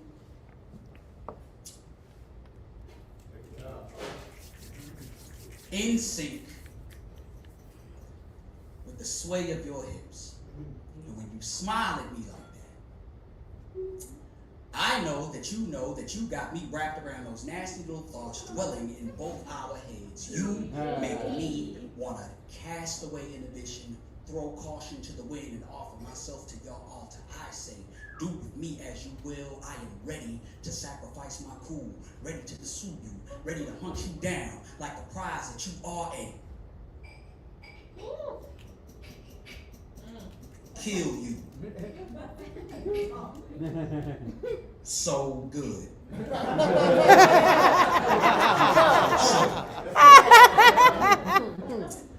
I am ready to make you die in the Shakespearean definition of the word. Ready to let you go, limp cradled in my arms, ravaged. Let the tip of my tongue touch and traverse your surface to the skin prize raindrops. I want to sip sweat from the small of your back and French kiss you in places that will make your wet dreams blush. Ow! Admiration for you. Oh, Lord, Jesus. Use grind against my creativity the way a heartbeat does as you pass. Similar to crushes, and not that high school shit. I'm talking late night club crushes when you see someone so exquisite your lungs vice grip shut as they pass and then extend to apprehend their fragrance as they waltz by. Let's Got go. me feeling a few chords short of rational. And even though I feel like love poems cliched, I extend this invitation to you. Let's converse on a plane that few mortals are brave enough to venture. Bless me with the opportunity to bask in the radiance of your smile. I pray thee. These eyes ache and overflow with arousal, and you are the flawed portrait of perfection that keeps my vision virtuously vulgar. It's safe to say, I want you badly. But the muse She wants me to speak beautifully to you. She wants you to understand that you are a mirror reflection, the lucid lullaby that keeps mere men in trance-like states, enamored for eons. All right.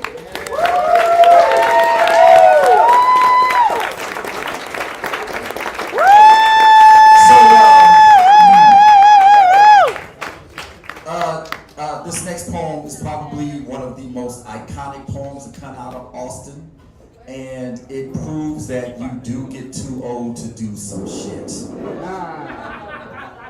Oh, great.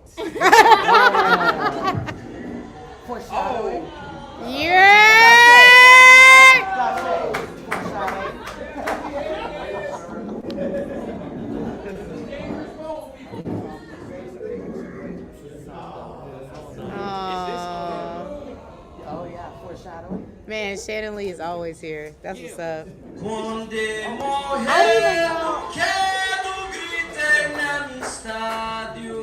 never seen this. I didn't see mine. I never saw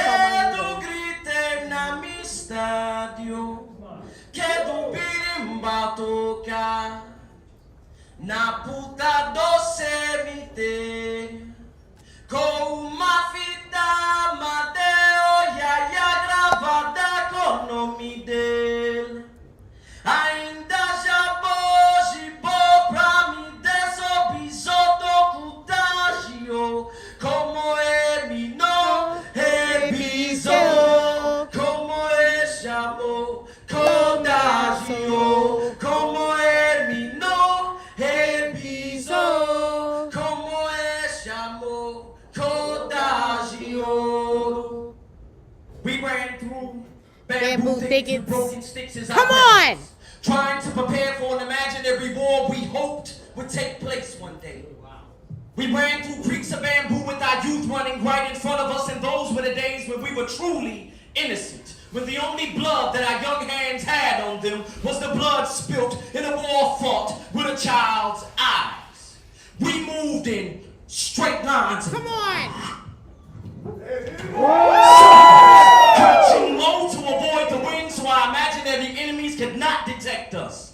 Broken sticks were our weapons and our punches and kicks had no fathers. The wind taught us speed. The heat of the sun tempered our bodies. The cloak of night taught us stealth, enabling us to become shadows in the light of day. We were obsessed with the warrior's path and made it our own, traveling it daily.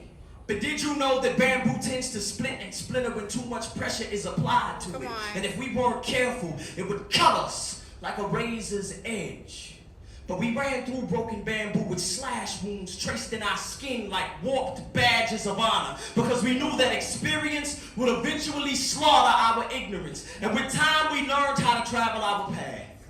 Eventually, we knew how to navigate any thicket of razor-sharp sticks. Our small hands knew sensitivity, the type that saves lives with the calculated movements of circles and straight lines. And we won wars with broken sticks and with an imagination untainted by the trials of today. But somewhere along our journey, someone told us to grow up, get jobs, and forget that we were warriors. Somebody said it's time to throw down those sticks and pick up the burdens of the so-called righteous. But there comes a time in everyone's life when they have to remember where they came from. And I came from the other side of a flesh-slicing jungle. The proof is tatted in my skin. I'm still a warrior. And my imagination keeps me aware, protected, and prepared to walk through this new thicket of bamboo. Let's go!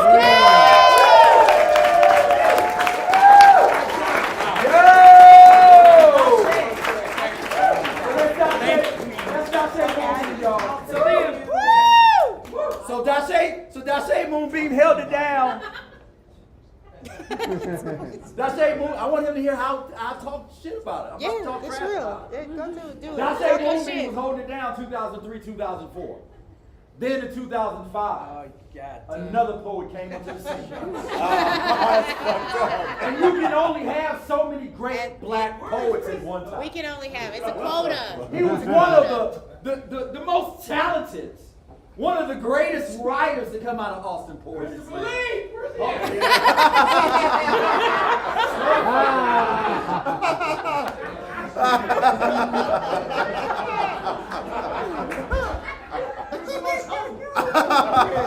Don't you gotta go get on your CPAP?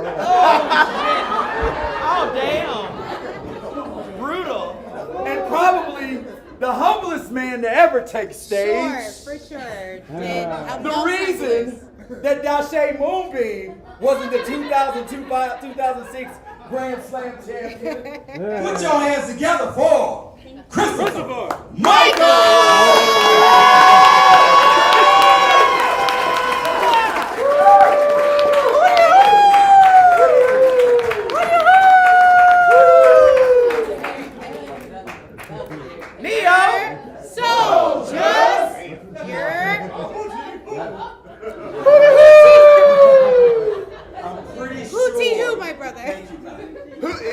I'm pretty sure this is one of the poems that got me into the slam team. There you go.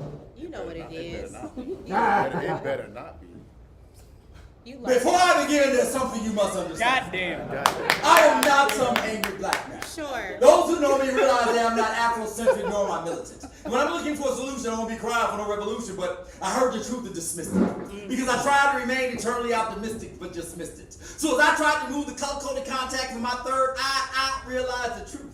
That despite the multiple levels of human variety, my pigment is labeled weak danger to society. But see, my grandfather never had the distinction of virtually driving a race to extinction. From Columbus and Plymouth Rock to Wounded Knee, who drove them to their grave. Stolen other people, stripped the culture, and turned them into slaves. And I don't recall inventing the internal combustion engine that has the ozone problem. Nor do I block legislation that could just fix the problem. And I never shed no blood for no oil, nor do I test news that cause the ground to spoil some. I know when I walk down the street, you look at me dirty. But the profile for serial killer is white male in his 30s. And you won't find photographed and framed on my family tree no cold-blooded killers like Manson, Mussolini, Hitler, Kevorkian, Gatling, Guillotine, and Dahmer. I sure as hell didn't invent no atomic, hydrogen, or nuclear bomber. Now that they're not on the local news, my reputation's bruised. Well, who slaughtered all those Jews? Then vaporized those Asian lives because you was about to lose. But you clutch your purse when you see me perched on the corner stool? Does this make sense? I think I understand why the sight of me stirs so much fear.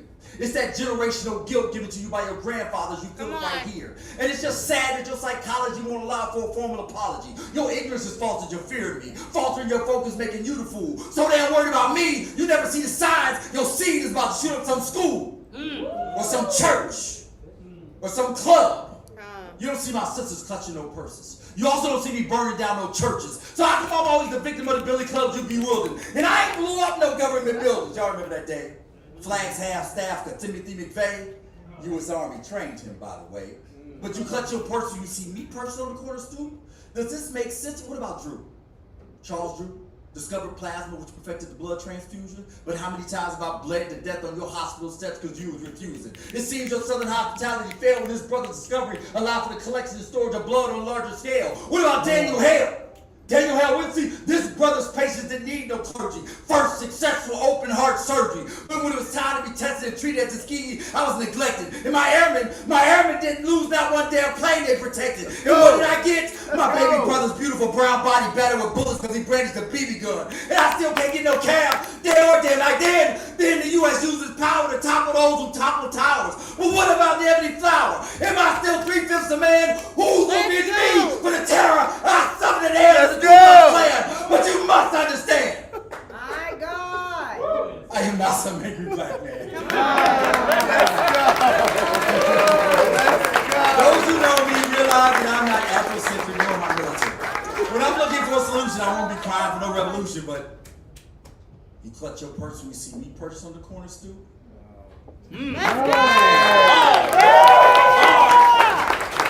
Anybody here born after 2000 or after 2001? It's disrespectful that you calling him out like that. That poem is already you, sir. Poem is already you, sir. Okay, It's not a flex. This is my favorite poem. He's just saying his memory good. He just said his memory good.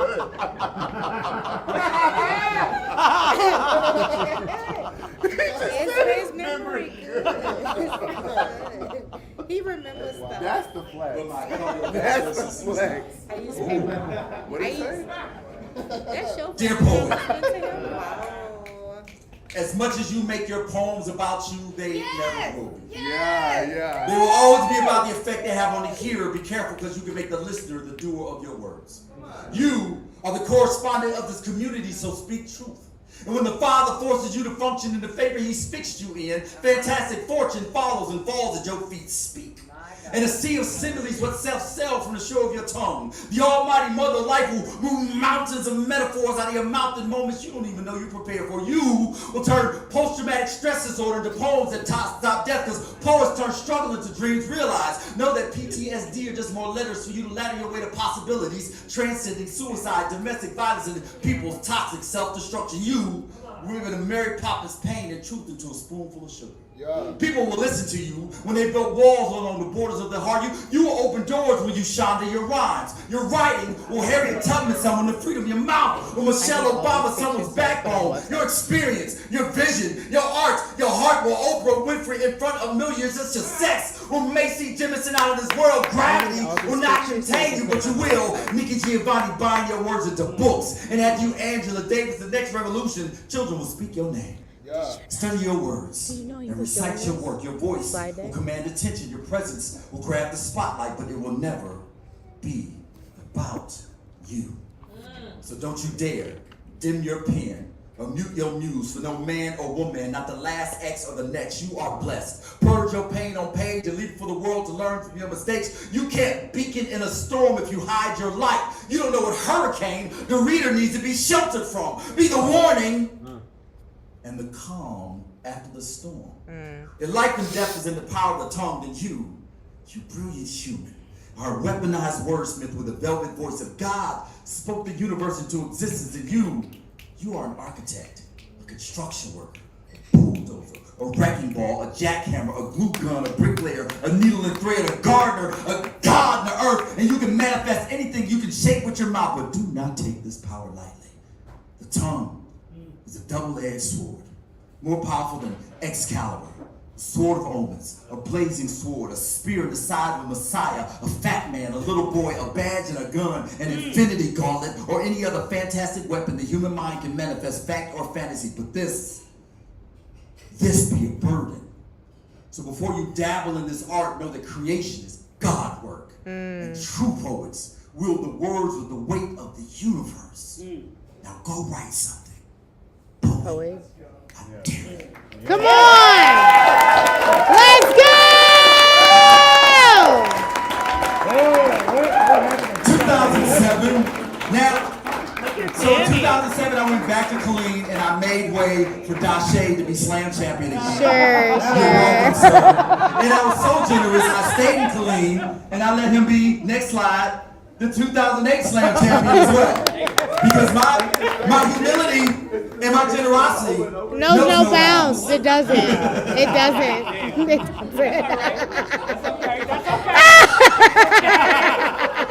I'm also quite the asshole. Wasn't that the team that made it to the final stage in Madison? Final team in Madison? Didn't y'all make it to final team in Madison? That was the final. That's okay. Put it right down. Next slide. Okay, so this, I believe, is one of the most important poems to come out of Austin Poetry Slam. This is Andy Buck and Christopher Lee. Let's go. Andy Buck and Christopher Lee. Who? Where did y'all get? Did y'all kill Taz? What happened? 2003 in our home state, the great state of How did Texas, y'all get this God's shit? country. Jose Alfredo Rivera made his last meal. This is what is happening tonight in America. A triple meat cheeseburger with a fried bun and everything, one fried pork chop, 30 jumbo shrimp cocktail sauce, butter ketchup, a T-bone steak, a gallon of vanilla ice cream, 3 chocolate malts, and 3 cans of big bread. Just a pot of coffee, please. Everybody has problems, and I won't be part of the problem anymore. Alcohol is prohibited. Cigarettes are prohibited. No final meal requests. Go with the cherries. No final meal requested. No final meal. No final meal requested. We don't need any minimum maximum security or death row. We need more loving fathers and mothers. There's a direct correlation between how poor you are and how quickly the state kills you. You think I did this? You need to let's go, Walden. Come on, let's go. Let's go. Let's go. Let's go. Me and you, all of us. This is what's happening tonight. It's happening in America. It's happening tonight fine. I'll take it. People don't understand when you're innocent. That it's like a defiance in you. Wow. Being locked up for something that you didn't even do. At the time of the murder. I'll just eat whatever they serve the rest of the prisoners today. I hate when people tell me just be patient, man. I've done watched innocent fucking people get executed. I heard about Gary Graham kicking and screaming, and he was innocent. Gasoline on her body and he set her on fire. I know this system is not beyond killing an He innocent poured gasoline on her body and he set her on fire. They always hear the governor saying all these Ladies and gentlemen, how many of you would be willing to throw But this this man hadn't even taken any I can steps be to sure come that down no to death innocent row. people will be See what's really going There will on. be no executions. This is what happens in There will America. be no executions. This is what happened Wednesday, August 6, 2003. At midnight. Jose Alfredo Rivera was executed in Huntsville, Texas for the rape and strangulation of 3-year-old Daniel Blanco. Man, politicians love execution. There's a difference between There's revenge and nothing justice. like putting a There is black a man, lynching happening tonight. man, No one's lynching tonight. No one can close your hands shot tonight. to death. I'm sorry. This is what happened in America. 3 nights ago. This is what happened in Texas. 3 nights ago. In Texas. Our home state, the great state of Texas, God's country. This is what happened. Is what is happening. Flour tortilla and a glass of water. Redemption. This is what is happening tonight in America.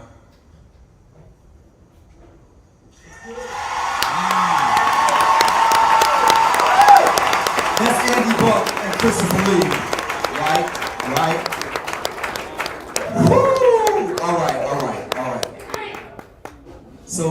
So this next poet coming to the Hey, stage did you get video from 2013? probably has no fucking never seen idea that the presence that I have in Austin Poetry Slam, I forced that presence because of this person.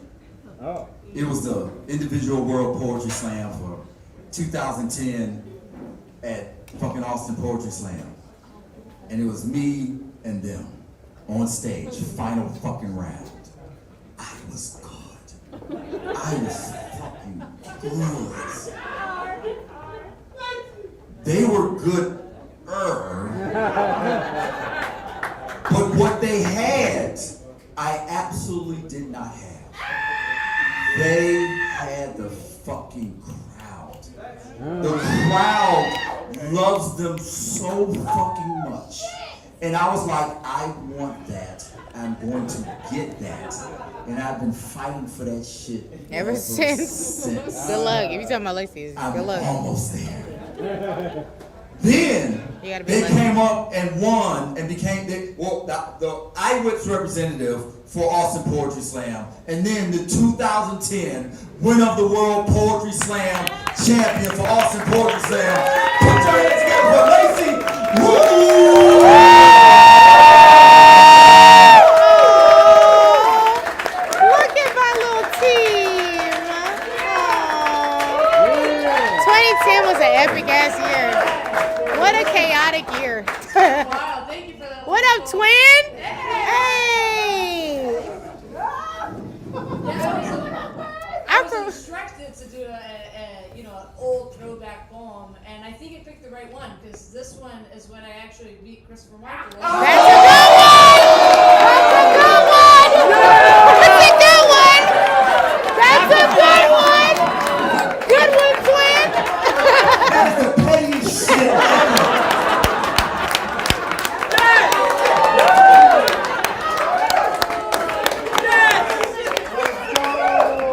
When Libras be Libran, y'all Let's just go. watch out. Because it's been about a decade. Well done, well done. I love you, twin. Ugh.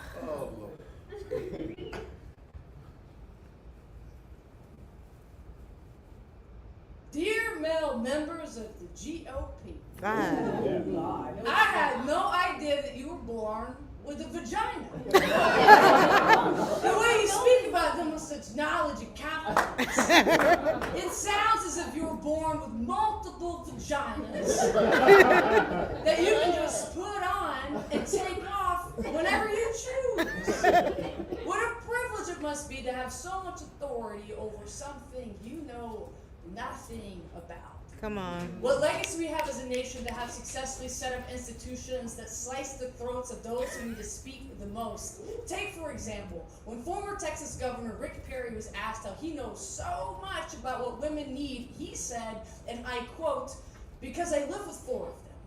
My wife, my daughter, and my 2 dogs." If he was able to put his wife and daughter in the same category as his bitches, it is no shock how he and others are so willing to shut down necessary Let's go, Lacey. needed for the safety and treatment of women. This issue has never been about baby killing, y'all. That's something many states do once the baby comes out, with all of our education budget cuts, lack of foster care funding, making sure that our prisons are still filled with brown-eyed and dark-skinned kids. These people stand behind their actions by claiming they are here to enact the will of God.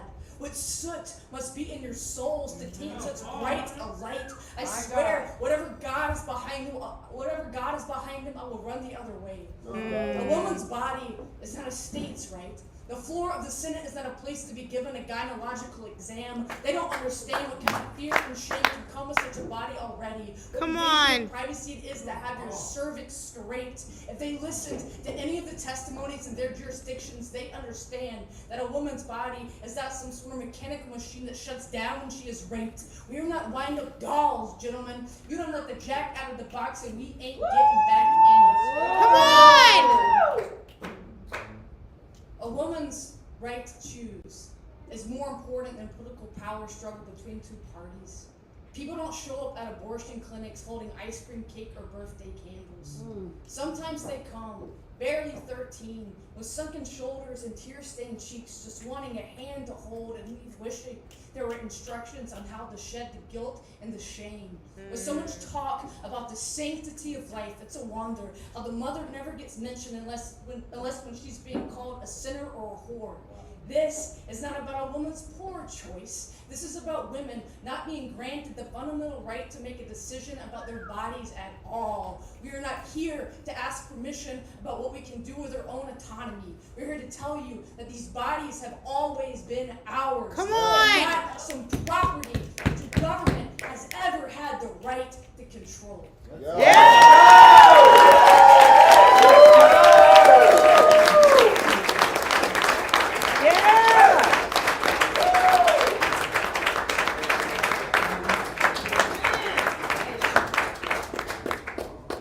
So someone asked me if I was going to read any gay poems. They're all gay poems. Correct answer.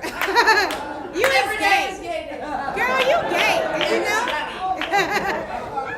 I have so many gay poems. And allies are always welcome to read them too. Let's go.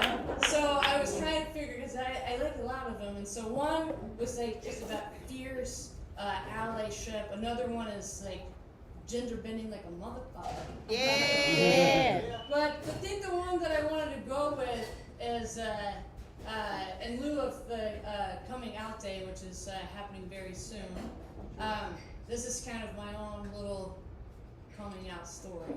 Yeah. And 25 years later. 20 Great. Oh my God, are you gay? That's crazy.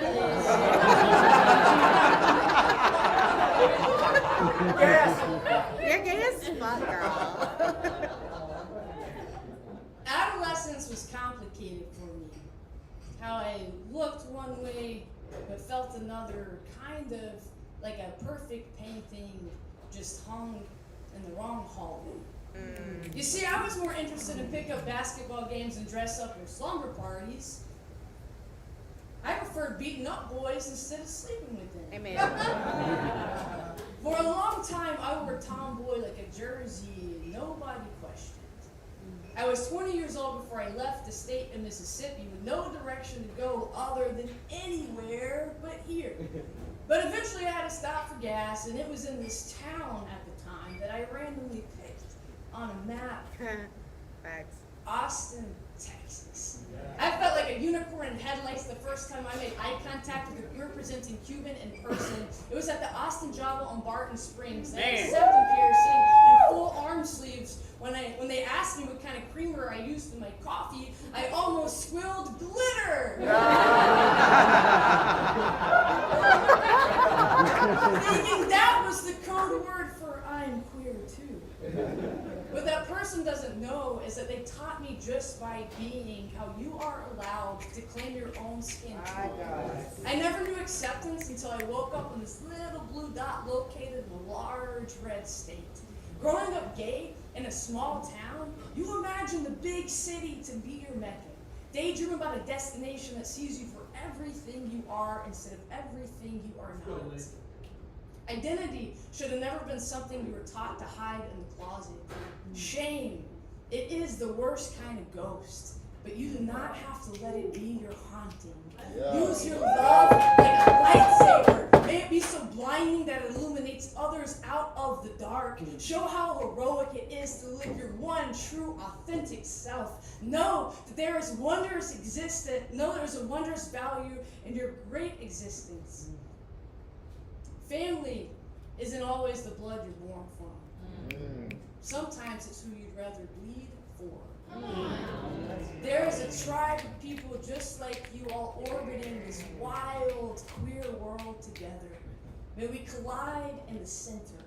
A dazzling of curious confetti, what we leave in our wake. A chorus of color. A litany of rainbows across every place whoever tried to keep us in the shadows. Little miracle, I see you. You are a lantern. Oh, how you glow. Let's go! Lacey Roop.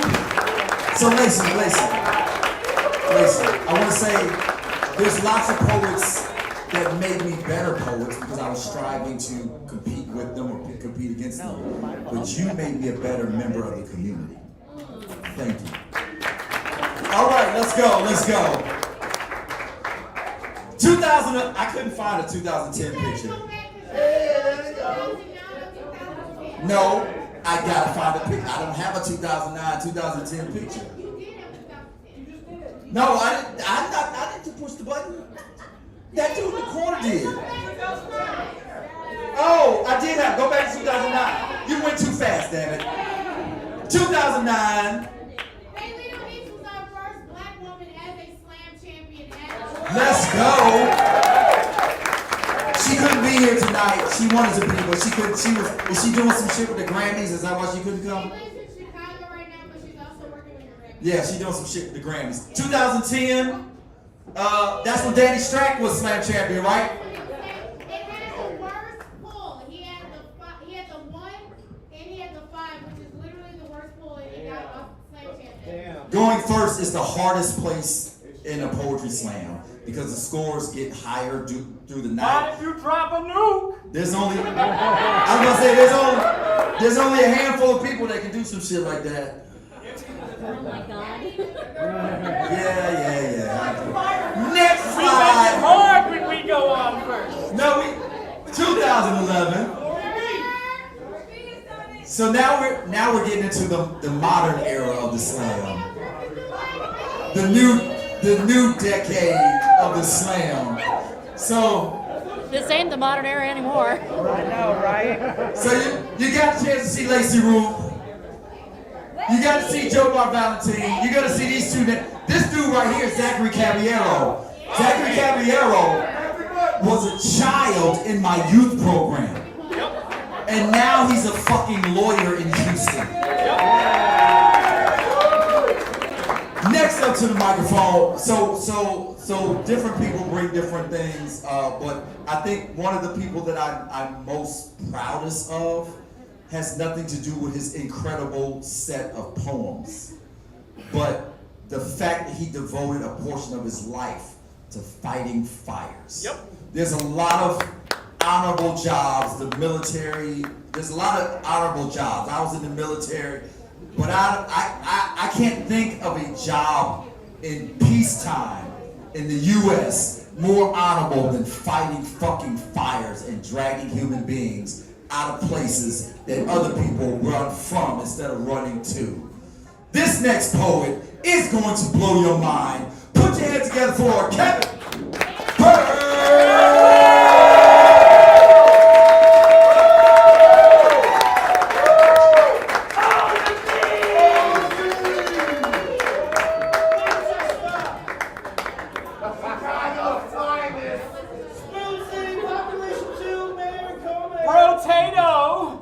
I made a mistake. I wore almost the same outfit as the picture. Yes, you did. Right when the show started and they started putting these pictures up, I was like, They got my uniform. Branding. Baby bird! Baby bird! I think some dust came out of my leftovers. Right. Fuck that, ain't animal kids. Fuck that. That's I'm why good. pushing. Right, no, I'm good. We talked about that already. That's right. This little guy is up way past his bedtime. And we Party! asked him if he wanted to stay, or if he wanted to go home, and he goes, no, I want to stay. He said, yeah. We told him that I was going to get up and talk into what he calls the microwave. Am I going to hold you while I read a poem? Is that what's going to happen? We've all done it. It's okay. Welcome. I've seen you do this. Yep. We're going to read some Groupies! poems. Groupies! Change the poem I was going to read, but... If you make me cry, I'm gonna. This is true. This is true. Yeah. So. Oh, he's so cute. We'll get to that in a second. Sorry, I didn't mean to banter this much. This is just a really cool night. I moved to Texas in 2009, and I showed up to the Austin Poetry Slam and met now some of my best friends. One of my favorite roommates, and one of my best friends. I met my spouse there. You did on a blind date. This happened. Did y'all know how babies are made? Because I found out. And I got news for you. I was there when they were dating. It was a lot. She was around a lot. Baby poet. Come on, Liam. Tell him. Tell him, Liam. 10. 10? 10. We're gonna read an old one. I'm sorry, I don't want to take up too much time. No, you're not. I'm so thankful for this community. This is a community that made me realize I wanted to protect communities, which led me to be a firefighter. Looking at firefighting through the lens of being a poet, I realized, man, how brittle hardened hearts can become, and now I'm studying to be a therapist. Yeah. And whatever, I'll just drop this bomb on you. We were gonna move back to Chicago. Mom's right there.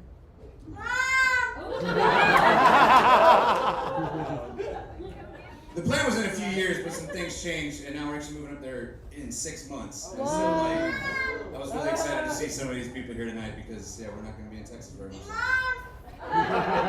Mom. Killing it.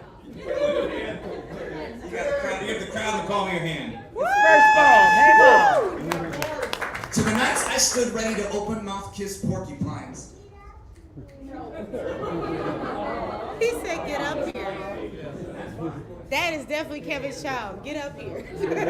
I played pincushion so well. They were couch cushions, stuffed full of cigarette cherries and headlines, waiting for us to fall asleep to burn the whole goddamn body down to the nights, flirting with the inevitable but fucking the moment instead, steering wheel tears, temper glass tantrum, and the open arms of light pulse to the nights that I wanted to die. You don't own me. You don't own me. Come on. In 2005, the ska punk band, the Arrogant Sons of Bitches, disassembled when members of the band followed the need to get real jobs. All them the frontman Jeff. Jeff Rosenstock instead continued to make music and instead ended up living in his parents' basement. It was cold, it was damp, it was dark, but we are nothing if not reactions against our environment. You don't own me. You don't own me, Jeff. Jeff, I'm baseball back to barstool and brick wall boxing again. My hands are bleeding again and beating again. I'm left shuffling through splinters, not eating again. Jeff, it's hard to see how you handled it. How you handled the hops, the hot box, the heart scraping. Now I can't stop this shuddering and bone bruising. I just want to sleep, Jeff. I just want to stop yelling, stop crying in the mirrors. There we go. I just want to dream that my blood's dreamt of running to the waters and leaving me like this, swirling and drained. Y'all, the thing that no one ever tells you about depression is it has nothing to do with being sad. Come on. It's feeling hollow, thin, Empty eggshell with rice paper walls. I don't know how to slow down most nights, but I know I can get so much reading done if I get laid up in the ICU. You don't own me, you don't own me, Jeff. You overloaded your outlets. You frayed your cords. Let sparks fly to light up this basement. You used your busted ass laptop as kindling because you needed this, Jeff. But now I need this. We all need this sometimes. So let's swing guitar and duct tape into the dampness. We'll punch our shadows in their dark parts. We'll take every shitty high school metaphor about razor blades and wrist, stuff them into an amplifier and let them rattle. Come on! This here vinyl 7-inch there. All the heartspray, all the problems, Bill, climbing every tower in Inferno, deep burn in love, every self-inflicted car wreck, the well-intentioned pile-up, the break-up, the break-in, the 5 years of writing gone, job, terminated, direction, spinning, skeletons, scribbling, problems, y'all, get this, your problems don't look so big on an 8.5 by 11-inch piece of paper, hearing the grooves of a vinyl carved with a gut wrench and a muscle still clenched the size of your fist. They sound just like this. I get y'all to clap to this. And if I wasn't a kid in high school, I would have never sang a fun touch. And if I knew how to throw a football, I would have never played any music. And if I never got my heart broken, I would sing about fucking nothing. I would sing nothing. Come on. And I'm so grateful to sing. I'm so grateful that every single day, every single one of us, every single time that we breathe, we're singing an anthem of survival. The soundtrack of going down singing. Thank you for this. Thank you for the short footing. Thank you. Uncle Bill!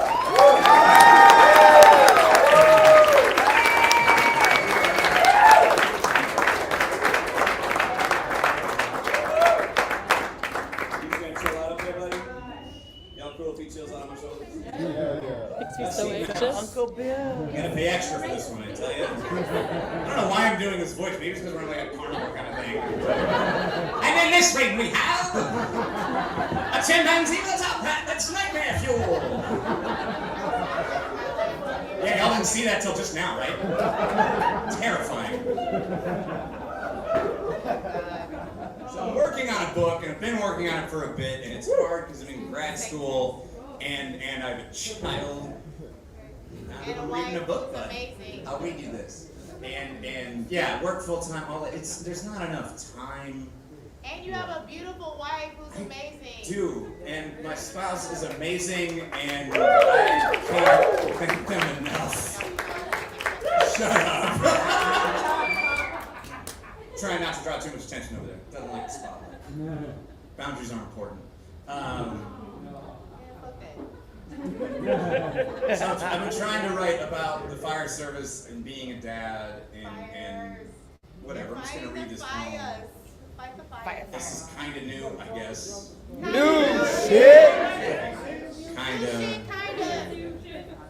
They tell you if the guys aren't fucking with you or aren't talking shit, then you should worry, and this is damn near always the case. And early in my career, I ran into people who made it clear that they felt I didn't belong in this job, and they didn't do it with shit talk or fucking with me, and this led to a constant feel of needing to work twice as hard for half the respect, and things definitely got better, and are better now, and I have a good crew, and we talk a lot of shit each morning, and every morning Rivers greets me with "morning, faggot."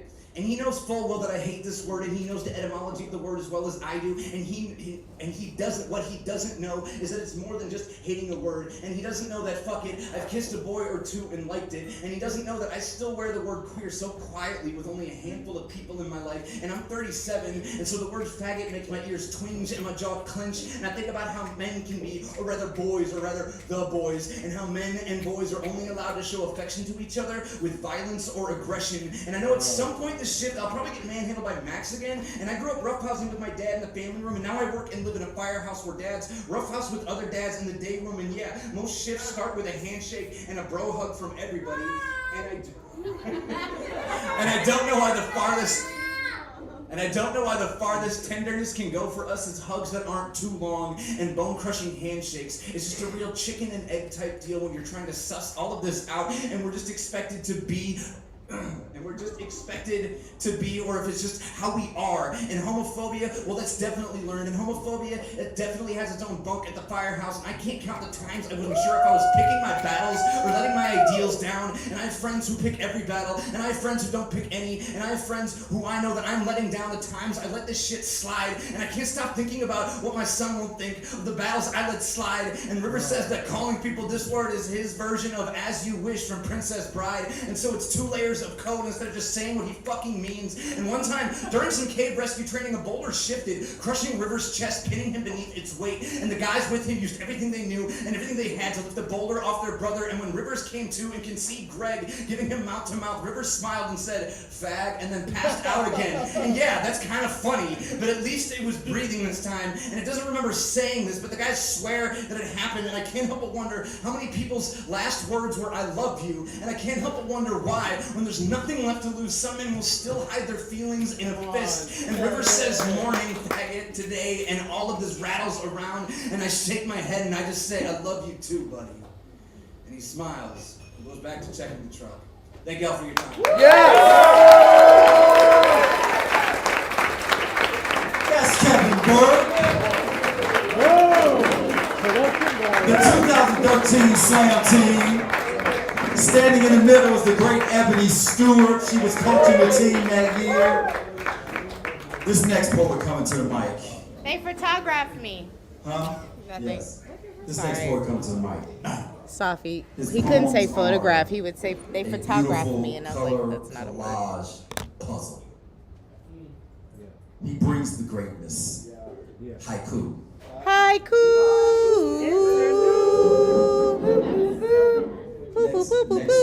How did y'all find that picture? I hate it. When I die, I want to come back as facial hair. Amen. Call me Good Ghost Beard. Ah. Next to the mic, put your hands together. Good Ghost Beard.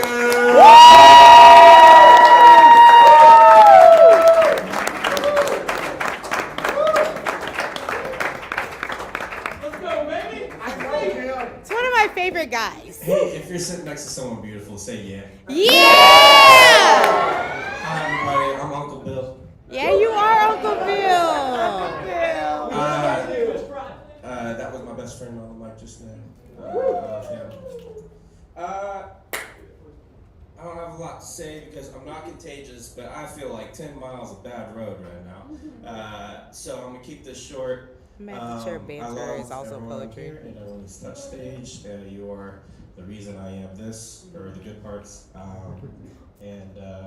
Even the bad parts. I've been like isolating myself a lot lately, and I don't mean to like treat this as a therapy session or anything, but I've just been like politely refusing any engagement with things that would give my life meaning. But it's a testament to the people who organize this and the people who are here now that I would drop everything, get my ass out of the house, chunk some bankroll, put my ass in a car, drive 3 hours with my dog to Austin to be a better people. Now I just gotta go to poetry readings in Houston and we'll be in business. Hey, baby. You just Tokyo drifting through life. Let's go. Here we go. By the way, if I don't get like rah-rah about it, it's because I might keel over at any moment. So I'm gonna take a slow and steady. How about that? Here we go. This is a newish one. New shit. Hail, holy deer of noise, loud brother of God, horse throat lord, our electric blood, our hope. I don't want to die, but I do. Whoa. One time, a weepy soccer mom threw back a bottle of Advil and told me she didn't know what she was doing. The darkness makes house calls.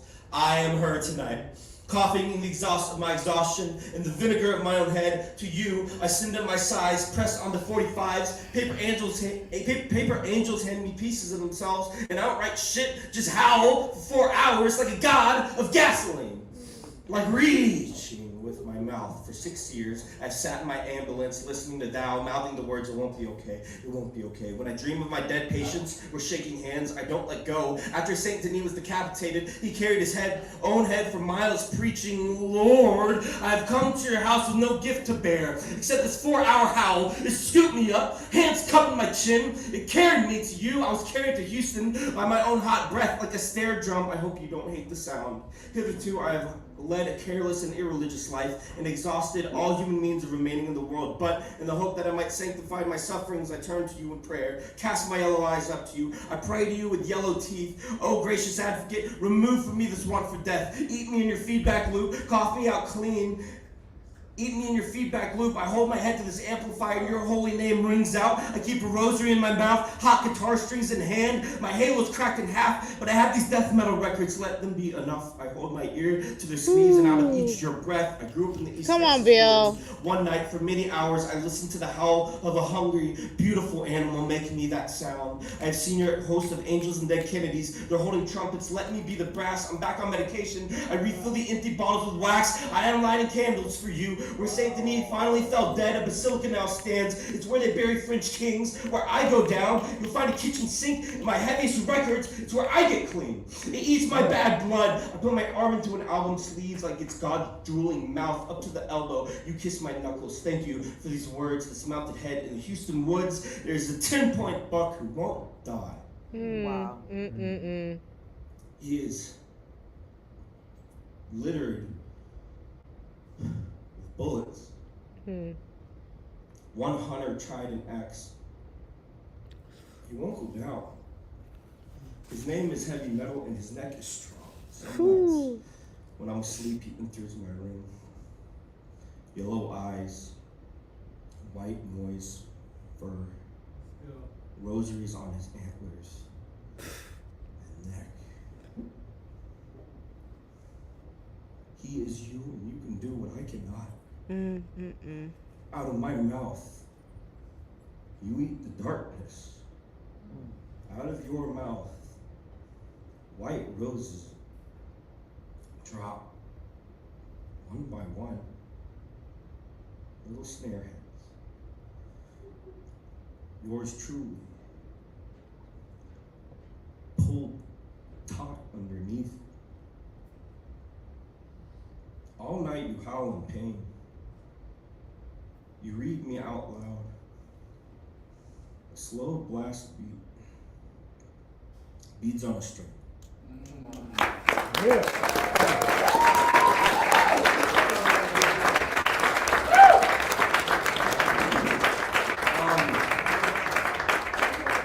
If you thought that was weird, good news, the next one's weird too.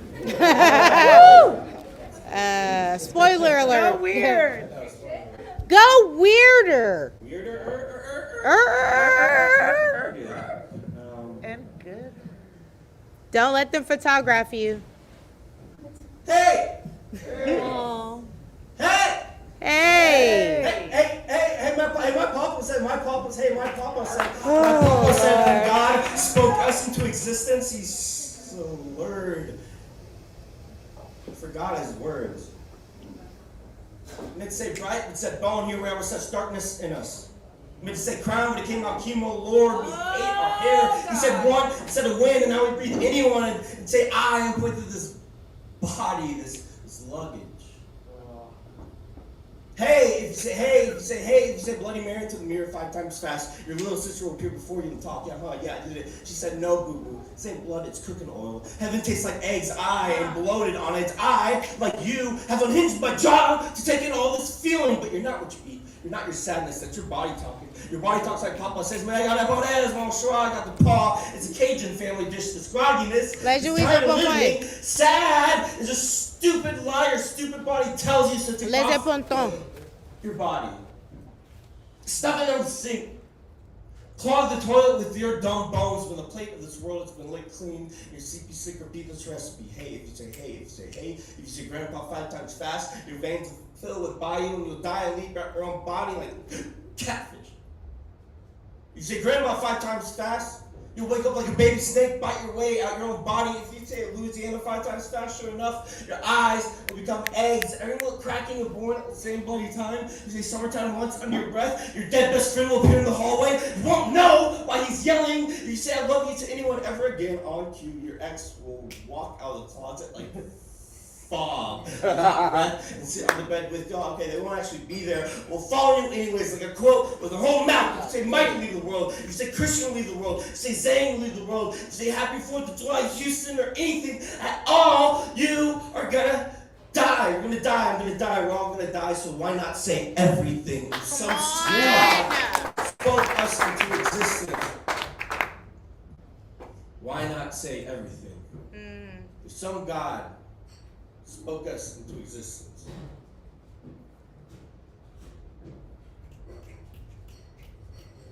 I'm just gonna freestyle it.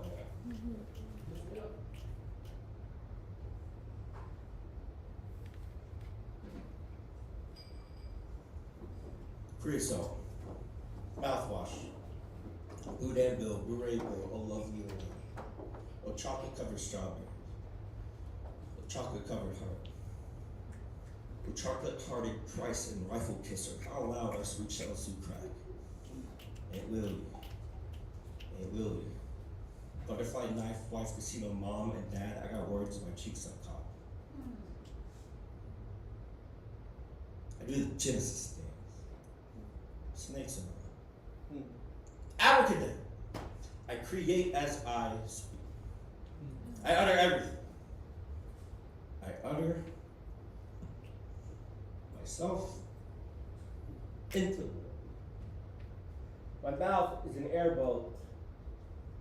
God's the air. I dive into your bayou, Lord, I swim in you. I forget that long weekend, I watched my Momo die at the mouth of the river. I recall my grandpa played my blue guitar for 3 whole days until he fell on his body. Mary Moon watched I'm Gonna Kill My Body, lived in that blue guitar instead and shine, and shed my skin, and sing all the right words. For once, I will know all the right words and I will sing. I will sing them. I will sing them. I will sing them. I will sing them. I will sing them. If some God spoke us into existence, y'all, and my grandpa did the same thing to God with that guitar. God was asleep. Papa woke him up, saw him, himself, in that mirror. He hooked God with the guitar, neck. He yanked God out by the cheek, like a catfish that was sick of the water and living. Thanks, y'all.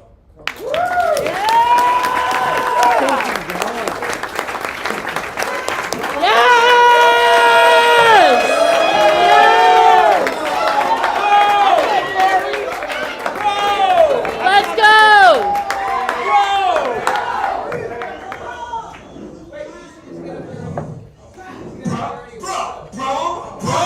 When we say bro, it's not just some colloquial term we just bro around like, I'll be bros. No, bros are more than friends. It's a covenant. Like, your bros are your bros more than your bros are bro. Check it out, it's like Hans Brolo and Obi-Wan Kenobi settled in the cosmos and the Millennium Falcon with their lightsabers and their sidekicks. C-3P bro and R2-2 bro. Check it, step 1 to being a professional bro. Take notes, y'all. Present your potential bro with the bouquet of red roses and potato chips. Or a rotisserie chicken. Roasting, broly, rotating, bro for a broken fire. Step 2, hang out with your bro. You know, right? Watch football. Eat steak. Discuss the merits of different power tools. Watch football. Eat steak. Discuss the importance of boobies. Or get one of those like 2-person paddle boats that's in the shape of a swan and just ride it around.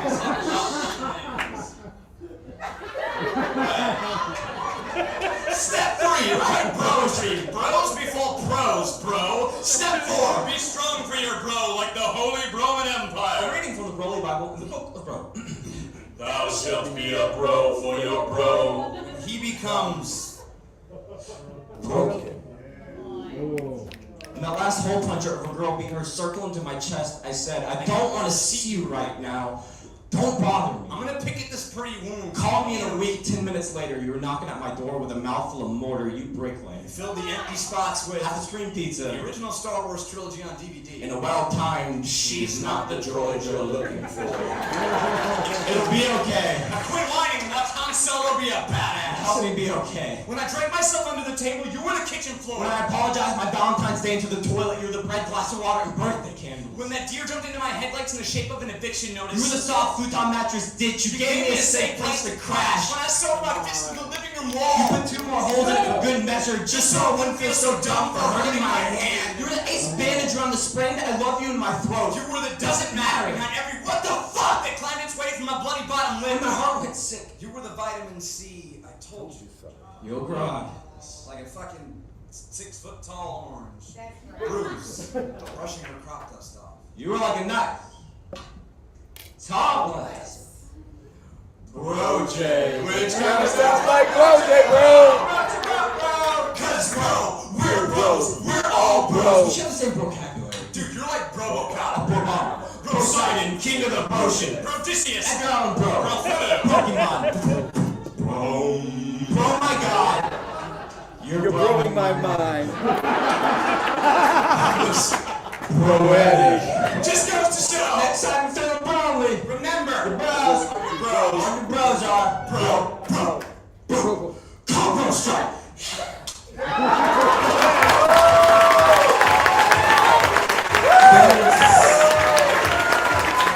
That is hands down, without a doubt, my favorite group poem. I would, and you, for those who know who I am, I would stack that poem against any group poem I've ever been in. That is the dopest shit fucking ever. All right. So here's the 2014 Slam team. All right. Go back.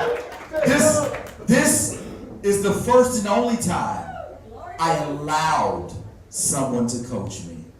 Tova Charles was the coach. Like, I've always coached the team, or I resisted. But Tova was the first person to tell me to do shit, and I was like, okay.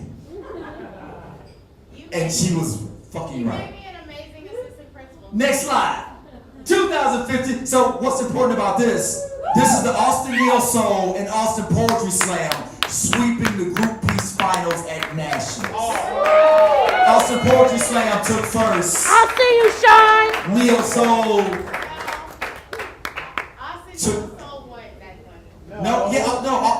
Wait, what team was I on? APS won. What team? No, APS won. I was on Neo. APS won because Chunky Black. Yes. All right. Next slide. All right. So this next brother coming up, he is the love and he is the energy of our organization. Yeah. He has top tier hugs, and you're gonna see why he's a fucking slam champion. Put your hands together for Mr. Dave. This fucking guy! Happy New Year! We're running real late, so I'm gonna keep it real quick. Y'all are looking a little bit tired. And the thing that really helps me when I get tired is a nice, strong cup of coffee. Hey, you want to get a coffee? I could totally go for a coffee. Let's go get a cup of coffee. And yeah, I may drink espresso at 11 o'clock at night. And I may have dreams about Donald Trump being assassinated. That doesn't necessarily mean that I'm political. Okay, I'm a little political. In fact, I'm really fucking political. I just don't like to talk about it. That was not cocaine. That was allergies. I am allergic to cocaine. It makes my eyes red. It makes my heart race. It makes me feel ultimately strong and weak inside. And it's kind of like my ex-girlfriend. That's why I don't do either of them anymore. And I may stammer sometimes, but I always get my point across. What point have I crossed the line? 3 minutes? 3 minutes and 10 seconds? Fuck it, I'll take the point to make the point. I'm not in here for the scorecards, for the judges, for the judgment. I'm here in the hopes that the hot lights might burn bright enough they just might provide me with illumination, with a motivation to live a bright life with shaky hands and sweaty palms, amphetamine enthralled mainline espresso with adrenaline withdrawals when it meant to me was with anything that was worth anything. Unfettered of an uplifting applause that is deafening. This is definitely when I admit to be. What I meant to say before when I asked if you wanted to get a cup of coffee is if you wouldn't mind having a conversation with a stranger. Might be a little one-sided for about 3 minutes at a time. This guy talks way too fast for you to get into word in edgewise. Might be kind of rude than being on stage, you know, the lights and all. I wanted to talk to you about this girl I met. Her name was Dot. And she finished my sentences. And I thought that was really funny. I don't know if anyone out there is going to get that. And she said that life itself is a sentence. And it's a life sentence. And you don't necessarily have to serve it, but it should serve you. She said you talk too fast and your messages get muddled in your words. Don't have time to sink in. And your allegories are nothing but incomplete similes. And no one's going to get that either because you never put in a space for applause, a break for applause, a place for a snap. And I snapped at her. And I said, die! As if implying something more. And I really hope someone out there got that because she didn't get it. And I said, I can't deal with you, period. Because your name's fucking Dot. And I'm not fucking Dot anymore because there's a big difference between come for me and come fort me. And I understood that to the T. And I don't even drink tea. I drink coffee.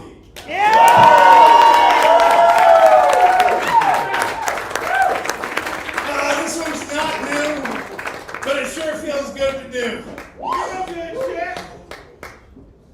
Let's go, Dave. So I woke up in Republican America this morning, and as per usual, there was someone in my house robbing me, and I couldn't defend myself because guns were illegal. And on my way to work, I got cancer again because of the windmills. And on my lunch break, I got autism again because of the vaccines. And when I got back to work, because we have open borders, an illegal immigrant had taken my job. And then someone from Antifa came by and took my wedding ring. Because marriage is illegal since LGBTQ people exist. Anyways, it's about time to go home. I had to wade through a crowd of poor people and give them everything in my possession to get back to my car. And I'm sitting in rush hour traffic naked, and I tried to listen to the radio, but of course nothing is playing because cancel culture got rid of music entirely. And I find the public broadcast station, and it's a local library reading an audiobook of gay pornography, and it's better than nothing. And finally I get home to make dinner and find that the deep state came by and took my gas stove because that's illegal now. And both of my kids had their pronouns switched at school, and one identifies as a cat and the other as a attack helicopter. And I lost my spot.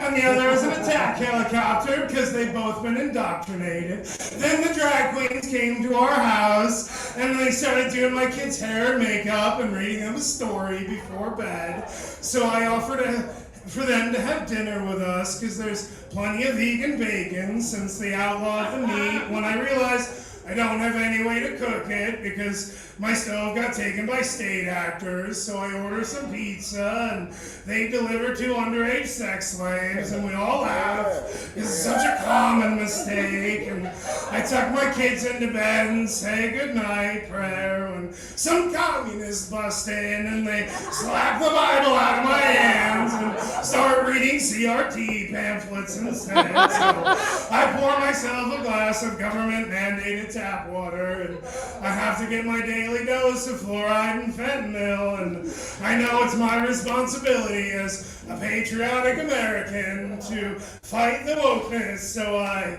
pull up my covers and I go fast to sleep.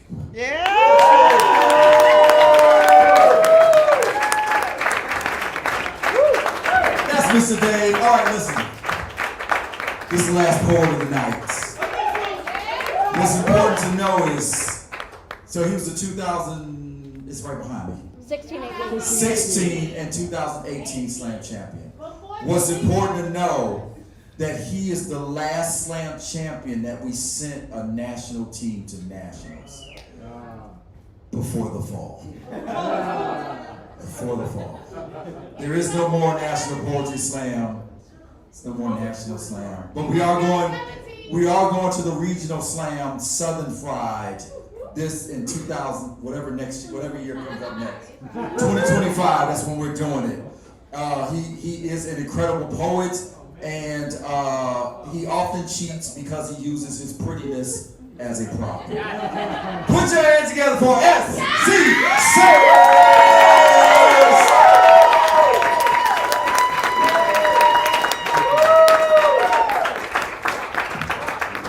I see you, Sean. Y'all, I'm so full tonight. Right? It is so wild to get to watch the people that inspired me to get on the stage in the first place do what they do best. And God, just thank y'all for being here. Thank you for every single fucking poet that has put their heart and soul into this. I wouldn't be doing this if it weren't for you. In 2014, I sat in the audience at the Austin Poetry Slam Nationals, and I told myself, I'm going to be on that stage. Granted, at the time, I'd never made it out of the first round. In 2015, I was on that stage and I made the team. And we won Group Peace Nationals. The next year, I won Slam Champ with this poem. You know I'm getting a time penalty. Alright. Die alone. Slurred advice given to me by a drunken mid-40s engineer while I am freezing at my roommate's company holiday party. Strangely somber, unsolicited advice from a Santa hat wearing guy who, judging by the 3 empty glasses in front of him, had plenty more to say on the matter. And against my better, still sober judgment, I decide, fuck it, this should be entertaining. And I asked drunken Gandhi, what do you mean? He says in the Dregs of Dream number 4, again, die alone. But what he said next, replaying every decision I made from that day forward, a weighted pause. Before an almost whispered exodus of pain-riddled understanding, he said to me again, die alone. Before you settle. Never settle. Words probably printed on some inspiring bullshit poster hanging above your unmet bed at home. Never had these words rung home as they did coming from a man searching for a silver lining at the bottom of a cheap bar glass. Eyes haunted by a marriage littered with warning signs. He said, you have fucking worth. But if you let someone else define the amount of it, you will always be a glass of half-empty, shitty whiskey, waiting like some accessory on The Price is Right for someone to guess what that worth might be. He said you'll always be running, chasing some version of the future you can see coming but can't quite reach. Because you stopped to rest in a city called, well, at least I'm not alone anymore, and decided that it didn't quite fit for shit, but it'll do. You settled. You said you never would, but you settled. You shot for the moon so you could at least land among the stars, but the stars aren't the fucking moon. They're just burning gas. And chances are they're dead anyway. He said, I'm sorry, kid. This life ain't gonna be rosebuds and cheers, but that's no excuse for taking the road that doesn't lead to overcoming your fears. He said, I knew it was wrong. That we didn't fit together like Nintendo game cartridges and PlayStation disc slots. We weren't apples and oranges. We were stagnant rivers and spilled oil. We didn't complement each other. Just took two problematic beings and made them worse. But I thought if I could build up a dam tall enough, we could at least keep our mess contained. That with time, we could sift through the bullshit and find meaning. But I found that when you build your walls up with excuses, there will always be cracks. Waiting to be filled by some shit that's really missing. When you don't know who you are, you find yourself saying things like, she's not that bright, but hey, she's easy on the eyes. He's not that romantic, but at least he's not violent. He said, when you find yourself making the list of pros and cons, ask yourself, am I still on my way to the moon, or am I just playing around with an old flame I didn't know what to say? To take back the hundreds of times he must have asked himself, who am I to want more than this? So I just said, I'm sorry. Love can be a tragedy. He said she was never trying to hurt. She was simply being who she could be around me. I hurt myself by thinking that if I commit to a script with an actress I knew didn't fit, that the ending would somehow be different. Kid, you only get one shot at this. And I know, I may seem like a drunken mess, but I know the difference between good enough and true happiness. Don't wait for a divorce to teach you this. You have worth, kid. But you gotta find it for yourself. Otherwise, you wind up an exhausted engineer, 40 years closer to the grave than when you started, fucking freezing your balls off at some shitty holiday party that settled. Never settled. Well, I still didn't know what to say. So in the silence, I just said, thanks. Can I get you another drink?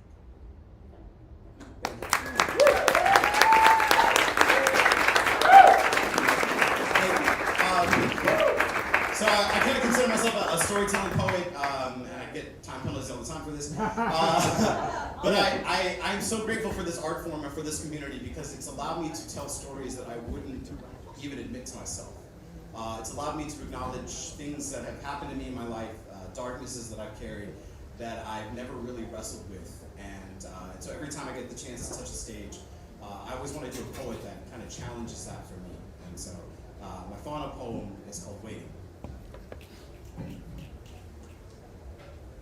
Things that are not the vibe. The friend that sends multiple single word texts in the group chat. Feeling something wet when you sit on a toilet seat. Waiting in a public waiting room to see your therapist. We can literally pull a piece of metal out of our pocket, tap it, and a drone will deliver a McChicken to your doorstep. But the profound awkwardness of waiting with other works in progress to see your therapist is, respectfully, garbage candy, trash tapping, raisinette rubbish. There's no social etiquette for the therapist office. Your presence is an unspoken acknowledgement that just like them, there's something inside you that isn't working, and I'm here again. Outwardly trying to give off the human version of mosquito repellent as I try to session my way out of hopelessness. Ponder how I even ended up here, in this downtown island full of misfit neurological conditions. Here, trying to make sense of a mind full of factory defects. A 10-minute delay leaves me stuck in traffic. I break down. An old friend from college posts pictures of a happy marriage. I break down. A father I've been trying to impress since before I had consciousness tells me he's proud of my accomplishments, and I change the subject.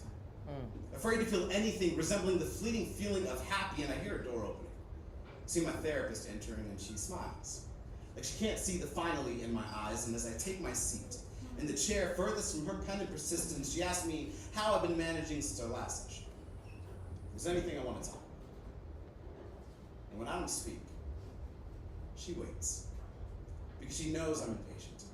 And I don't enjoy money wasted, so I'm going to pay for something I might as well use that. I say, honestly, I don't think these meetings are helping. I don't see the point in much anymore. I'm just here to check the boxes. She doesn't respond to this. Only leans in. And in that silence, what I haven't said for months breaks past my lips like an avalanche to say, I stopped counting the days since I last felt happy. And I'm only here because everything else isn't working, and none of the directions on my broken heart of a compass point towards hope, and maybe feeling nothing would be better than feeling so fucking empty. She says depression can feel a lot like gravity. Like a darkness pulling at anything resembling ever healing. She says, I'm so sorry that you haven't felt joy in a while. That you think this world would miss the beauty of your existence. Truth is, I can't fight hopelessness for you. But what I can do is give the real monster you're battling a name. Tell you where to find some armor. And the friends asking you to open up to them. With the family that encouraged you to find this establishment with deep breaths. And a world full of the oxygen called begin again, and reminders that this will not be an easy fight. But you being here, alive in this room, is a kind of winning. Not all victories come with parades or trophies. Sometimes they look like your client saying more in one session than he has in 12 weeks, and I laugh. Before I immediately start to weep. She says I'm stronger than I need to be. That it's okay to need community to help carry the heavy of living, and when I'm done crying, let's go. She thanks me for sharing. Asks me the question I usually hate hearing. Same time next week? I breathe. I say, yeah. Yeah, I'll be here. Thank you.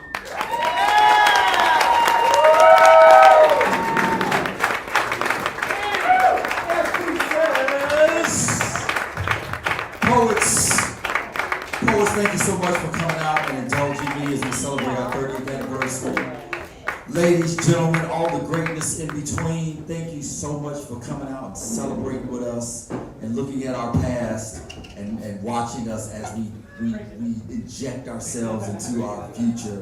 There's so much greatness left. We will see you back, not just the next few weeks, but we'll definitely see you back at the 35th anniversary. We got a lot of stuff We got a lot of stuff lined up for you. Check out our calendar, but we got to get the hell up out of here. This show is only supposed to be 2 hours long. Booty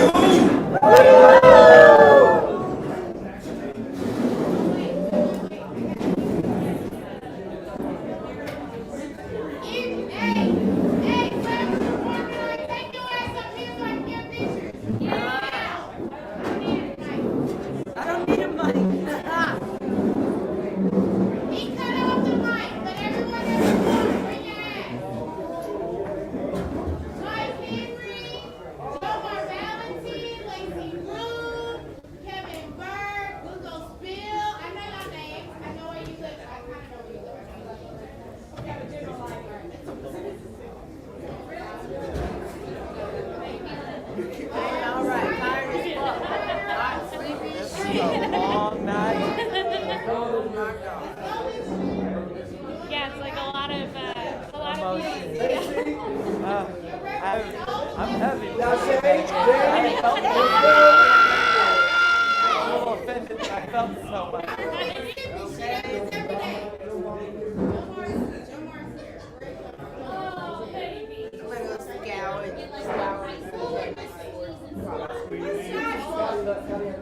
Scotty ain't shit, as usual. So, I'm great.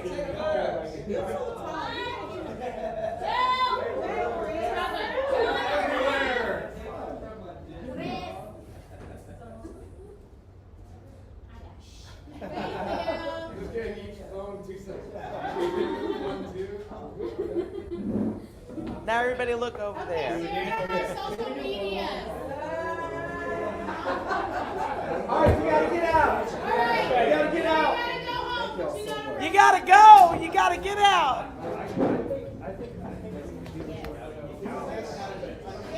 Yeah, the poem. I gotta come get my. We should have a closing.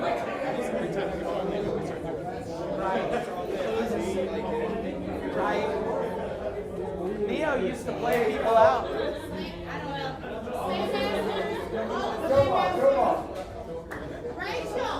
Rachel, we have a couple of pictures. Get your thigh out.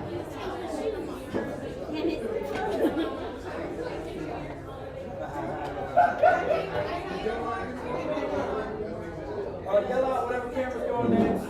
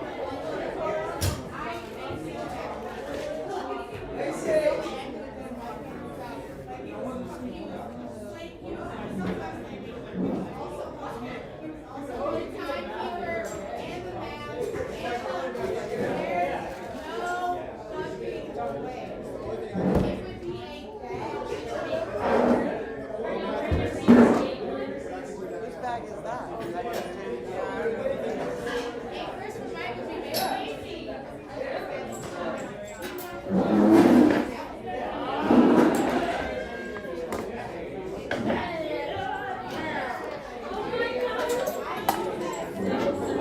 I love y'all, but we were supposed to leave 45 minutes ago. Let's talk outside after you close your bar tabs. The bartender's gotta go home. How are you louder without the mic, Mr. Dave? It's my mom was an opera singer. Oh, that's Projection. right. Yeah. That's right. That's right.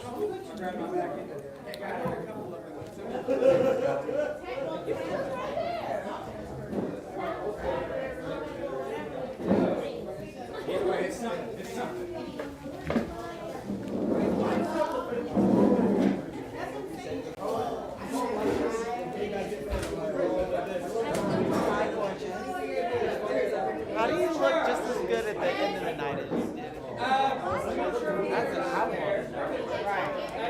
Killing it. Happy birthday again, my darling.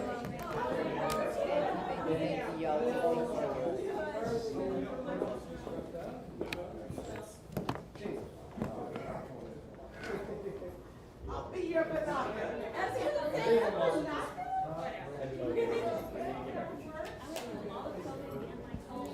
Where are you teaching now?